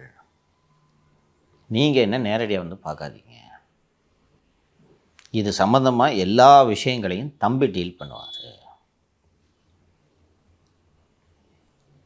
என்பதை விசாகன் வீடியோ வாக்குமூலமாக கொடுத்து விட்டார். அண்டு தொடக்கத்தில் திரு விசாகனுக்கு தயக்கம் இருந்திருக்கிறது. எவனோ ஒரு சிவிலியன் அவன்கிட்ட வந்து போய் நம்ம எப்படி இன்ஸ்ட்ரக்ஷன் வாங்குறது, இன்ஸ்ட்ரக்ஷன் கொடுக்கறது, ஃபைல்ஸ் எப்படி அவன்கிட்ட கொடுக்கறது என்று சொல்லி இதற்கு எதிர்ப்பு தெரிவிப்பதற்காக திரு விசாகன் அவர்கள் வாயை திறந்தபோது அவர் வாயில் 2 கட்டுகளை வைத்து அடைத்திருக்கிறார்கள். அதையும் ஒப்புக்கொண்டார். You don't have any other option, there must be a reason. இல்லை, உதயநிதி அவர்கள் சொன்னார், அதுலேயே நான் கேட்டுட்டேன்னு சொல்லியிருக்கலாம்ல. அதையும் ஒப்புக்கொண்டிருக்கிறார். ஒரு 2 ஆண்டுகளுக்கு முன்பு டாஸ்மாகில் மதுபானங்களின் விலை உயர்த்தப்பட்டது. ஆமாம், ஒரு குறிப்பிட்ட பர்சன்டேஜ் உயர்த்தப்பட்டது. அதன் பிறகுதான் பெரிய அளவில் ஊழல் நடந்திருக்கிறது. என்ரிகா நிறுவனம் மட்டும் 120 கோடி ரூபாயை லஞ்சமாக கொடுத்திருக்கிறது. அந்த 120 கோடி ரூபாய் பணத்தையும் கையில் வாங்கியது தம்பி ரதீஷ். அப்புறமா என்ரிகா வந்து நாங்கள் தம்பிக்கிட்ட 120 கோடி கொடுத்துட்டோம் என்று என்னிடம் சொன்னார்கள் என்பதையும் விசாகன் வாக்குமூலமாக கொடுத்துருக்கோம். அந்த WhatsApp சாட்ஸில் Enrica brandy, Enrica rum, வேறு என்ன ஓட்காவா, என்ரிகா ஓட்கா எல்லாம் இருந்துச்சுல்ல. இன்னொரு முக்கியமான விஷயம், டெல்லி மதுபான கொள்கை ஊழலிலும் பணம் டெல்லி ஆம் ஆத்மி கட்சிக்கும் கேஜ்ரிவாலுக்கும் பணம் கொடுத்ததாக சொல்லப்படும் நிறுவனம் என்ரிகா. புது பிராண்டு, இந்தியா பூரா எந்தெந்த மாநிலங்கள்லாம் மதுபான கொள்முதல் செய்கிறாங்களோ அங்கெல்லாம் இந்த என்ரிகா போய் துட்டை கொடுத்து பண்ணியிருக்கு. இந்த என்ரிகா ஒரு மாநிலமாக காவு வாங்கிட்டே வருது போல. இதுதான் இப்போது பிரேக்கிங் நியூஸு. அண்டு கம்பெனிஸ்கிட்ட என்ரிகா கிட்டையும் நீங்கள் ஆஃபீஸர்ஸ்கிட்ட டீல் பண்ண வேண்டாம்னா தம்பி இஸ் தி ரெப்ரசன்டேட்டிவ்னு இதை சொல்லும்போது உதயநிதி தான் இந்த இன்ஸ்ட்ரக்ஷனை கொடுத்தது. உதயநிதி அளித்த உத்தரவின் அடிப்படையில் நான் ரத்தீஷுக்கிட்ட இந்த சாட்ஸ் எல்லாம் கொடுத்தேன். எல்லா விஷயங்களையும் நான் டாஸ்மாக் தொடர்பான எல்லா ஆலோசனைகளையும் விவரங்களையும் நான் ரத்தீஷ்கிட்ட தான் நான் டிஸ்கஸ் பண்ணேன். அதுதான் இந்த வாட்ஸ்அப் சாட்டுன்னு வீடியோ வாக்குமூலங்களை கொடுத்துருக்கிறார். இந்த விவரங்களையும் அமலாக்கத்துறை உச்சநீதிமன்றத்தில் சமர்ப்பிக்க இருக்கிறது. செந்தில் பாலாஜி அவர்களை வந்து கைது செஞ்சாங்கல்ல 2 அமலாக்கத்துறை அதிகாரிகள். அதில் ஒருத்தர் வந்து பியூஷ்குமார் யாதவ், இன்னொருத்தர் வந்து கார்த்திக் தசரி அப்படின்னு சொல்லிட்டு 2 பேர் வந்து கைது செய்யப்பட்டாங்க. சார், 2 பேர் தான் கைது செஞ்சாங்க. இவங்க 2 பேருமே வந்து பணியிட மாற்றம் செய்யப்பட்டிருக்கார்கள். இதுக்கு பின்னணியில் வந்து திமுக இருக்குமா இல்லை செந்தில் பாலாஜி இருப்பாரா சார்? ஏன் இந்த பணியிட மாற்றம்? அப்படித்தான் ஊடகங்களில் செய்திகள் கசிந்து கொண்டிருக்கின்றன. நிதி ஆயோக்குக்கு முதல்வர் அவர்கள் சென்றுவிட்டு வந்த பிறகு இந்த அதிகாரிகள் மாற்றப்பட்டிருக்கிறார்கள் அப்படின்ற செய்திகள்லாம் வருகிறது. நான் சிபிஐக்கு வந்து பல்வேறு பிரிவுகளிலிருந்து டெபுடேஷனில் அயல் பணியாக வருவார்கள் என்று நான் சொன்னேன். அதே போல் அமலாக்கத்துறையில் பணியாற்றும் அதிகாரிகள் போலீஸ்லேருந்து வருவாங்க, ஐபிஎஸ் வருவாங்க, ஐஆர்எஸ் பெரும்பாலும் வருவார்கள். இந்தியன் ரெவென்யூ சர்வீஸ்னு வருமான வரித்துறை மற்றும் கஸ்டம்ஸில் இருந்து அமலாக்கத்துறைக்கு அயல் பணியாக பணியாற்ற வருவார்கள். ஒரு அதிகாரியின் அதிகபட்ச அயல் பணி காலம் 7 ஆண்டுகள். வெளிநாட்டில் ஒர்க் பண்ணுறது. அயல் பணினா அமலாக்கத்துறை அயல் பண்ணி தானே. ஓகே, அவரோட பேரண்ட் டிபார்ட்மெண்ட் வருமான வரித்துறை. ஓகே, அதுக்கப்புறம் வந்து திரும்ப வருமானத்துறைக்கே போயிடணும். அதே போல் 2 பிரிவு ஐஆர்எஸ் பாஸ் பண்ணுறவங்களுக்கு 2 பிரிவு, ஒன்று கஸ்டம்ஸு, இன்னொன்று ஐடி. கஸ்டம்ஸ்லேருந்தோ ஐடியிலேருந்தோ இங்கே டெபுடேஷனில் வருவாங்க. நான் ஏற்கனவே வருமான வரித்துறையிலேருந்து சிபிஐக்கும் போவாங்கன்னு சொல்லியிருக்கேன். நான் டெபுடேஷன் அங்கே போனால் டெப்டி சூப்பரண்ட் ஆஃப் போலீஸ்ன்னு ஆயிடுவாங்கன்னு சொன்னேன். இப்போ ஃபார் எக்ஸாம்பிள் அவர் பேர் என்ன சொன்னீங்க? கார்த்திக் தாசரி வந்து அமலாக்கத்துறையில் டெபுட்டி டைரக்டர். இப்போ பேரண்ட் டிபார்ட்மெண்ட் இன்கம் டேக்ஸுக்கு போன உடனே அவர் வந்து joint commissioner of income tax ஆகிடுவார், deputy commissioner of income tax ஆகிடுவார். புரியுதுங்களா? அயல் பணியில் இங்கே அமலாக்கத்துறைக்கு வரும்போது deputy director of enforcement director. 7 வருஷம் ஆயிடுச்சு அவங்களோட டென்யூர். இந்தியாவில் அமலாக்கத்துறையில் பல்வேறு மாநிலங்களில் பணியாற்றி முடித்துவிட்டு இங்கே வந்து அவர்களுடைய பணி 7 ஆண்டுகள் முடிந்துவிட்டது. அதனால் அவர்கள் மீண்டும் தாய்த்துறையான வருமான வரித்துறைக்கு செல்கிறார்கள். அதை விட தரமான அதிகாரிகள் வந்து விட்டார்கள். Tommy never loses it's power. அதனால் இவங்க 2 பேரும் போயிட்டாங்க, நித்தி ஆயோக்கு போனப்போ செட்டில் ஆகிடுச்சு என்றெல்லாம் தவறாக கணக்கு போடாதீர்கள். அதை விட ஒஸ்டான அதிகாரிங்க வந்திருக்காங்க. அவங்க பரவாயில்லன்று முடிவு செய்யும் இவர்கள். ஐயோ அவங்களே பரவாயில்ல, பியூஷ் யாதவே பரவாயில்லையே. எப்போ சார் சொல்லுவாங்க அந்த அதிகாரிங்க யாருன்னு? வந்துட்டாங்க. விவரங்களை நான் வரும் நாட்களில் சொல்கிறேன், அவசரப்படாதீர்கள். அமலாக்கத்துறையின் அப்டேட் ரெகுலராக வந்து கொண்டிருக்கும். பிரத்யேகமாக இதுக்காக வந்திருக்காங்களா அந்த டாஸ்மாக்? ஈடிக்கு வர்றாங்க. டெல்லியிலேருந்து வந்திருக்காங்களா? டெல்லியிலேருந்து வந்திருக்காங்க, ஈடிக்கு வர்றாங்க. பட் தமிழ்நாடு தேர்தலை சந்திக்க இருப்பதால் அதற்கேற்றார் போன்ற அதிகாரிகளை போடுவார்கள் அல்லவா? இப்போ நீங்கள் ஃபினான்ஸ் மினிஸ்டர் திருமதி நிர்மலா சீதாராமன் இருந்தால் நீங்கள் என்ன பண்ணுவீங்க? அமித்ஷா உங்கள்கிட்ட என்ன சொல்லுவார்? இருக்கிறதுல தரமான ஆளாக அது பாருங்கள், எலெக்ஷனு 10 மாதத்துக்கு ட்ரான்ஸ்ஃபர் கிடையாது, அது மாதிரி ஆளாக போடுங்கன்னு சொல்லுவாங்களா மாட்டாங்களா? போய் கணக்கு போட்டுங்க, அவ்வளோதான். சிறப்பான சம்பவங்களை வந்து எதிர்பார்க்க சிறப்பான தரமான பல சம்பவங்கள் காத்திருக்கின்றன.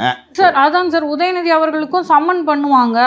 அவருக்கு உடம்பு சரியில்லாமல் போனதுக்கும் இது ஒரு காரணமாகவும் இருக்கலாம். என்னால் அதை ஊகிக்க முடியவில்லை. அதுவும் காரணமாக இருக்கலாம், என்னால் அதை ஊகிக்க முடியல. நீங்கள் இன்னும் உடம்பு சரியில்லாமல் மட்டும் விட்டுருவாங்க?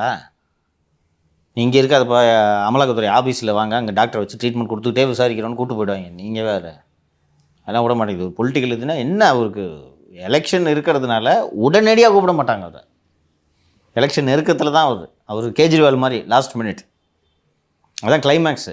இப்போ நான் தான் சொன்னேன், படத்தோட இப்போ ஃபஸ்ட்டு ஆஃப் நடந்துக்கிட்டு இருக்கு. அதனால் இப்போ இந்த வீடியோ வாக்குமூலங்கள்லாம் சொல்லியிருக்கேன். ஸோ உதயநிதியை நேரடியாக இன்ஸ்ட்ரக்ஷன்ஸ் கொடுத்தாருன்னா, அப்படின்ட்டு விசாகனே வாக்குமூலம் கொடுத்துட்டாருன்னா என்ன நடக்கும்ன்றதை ஊகிச்சுங்க. சரிங்க சார். இன்றைக்கி இடி அப்டேட் கடைசியாக வந்தாலும் மிக சிறப்பாக இருந்தது. தொடர்ந்து இந்த மாதிரி பல இடி அப்டேட்கள் வரணும்னு நினைக்கிறேன். இன்றைக்கான அரசியல் அரட்டில் பல்வேறு விஷயங்கள் பேசிட்டோம். நாளைக்கு அரசியல் அரட்டில் இதோட நல்ல செய்திகள், நிறைய நிகழ்வுகள் நடக்கும் அப்படின்னு சொல்லி எதிர்பார்க்குறேன். ரொம்ப நன்றி உங்கள் கருத்து. நன்றி சார்.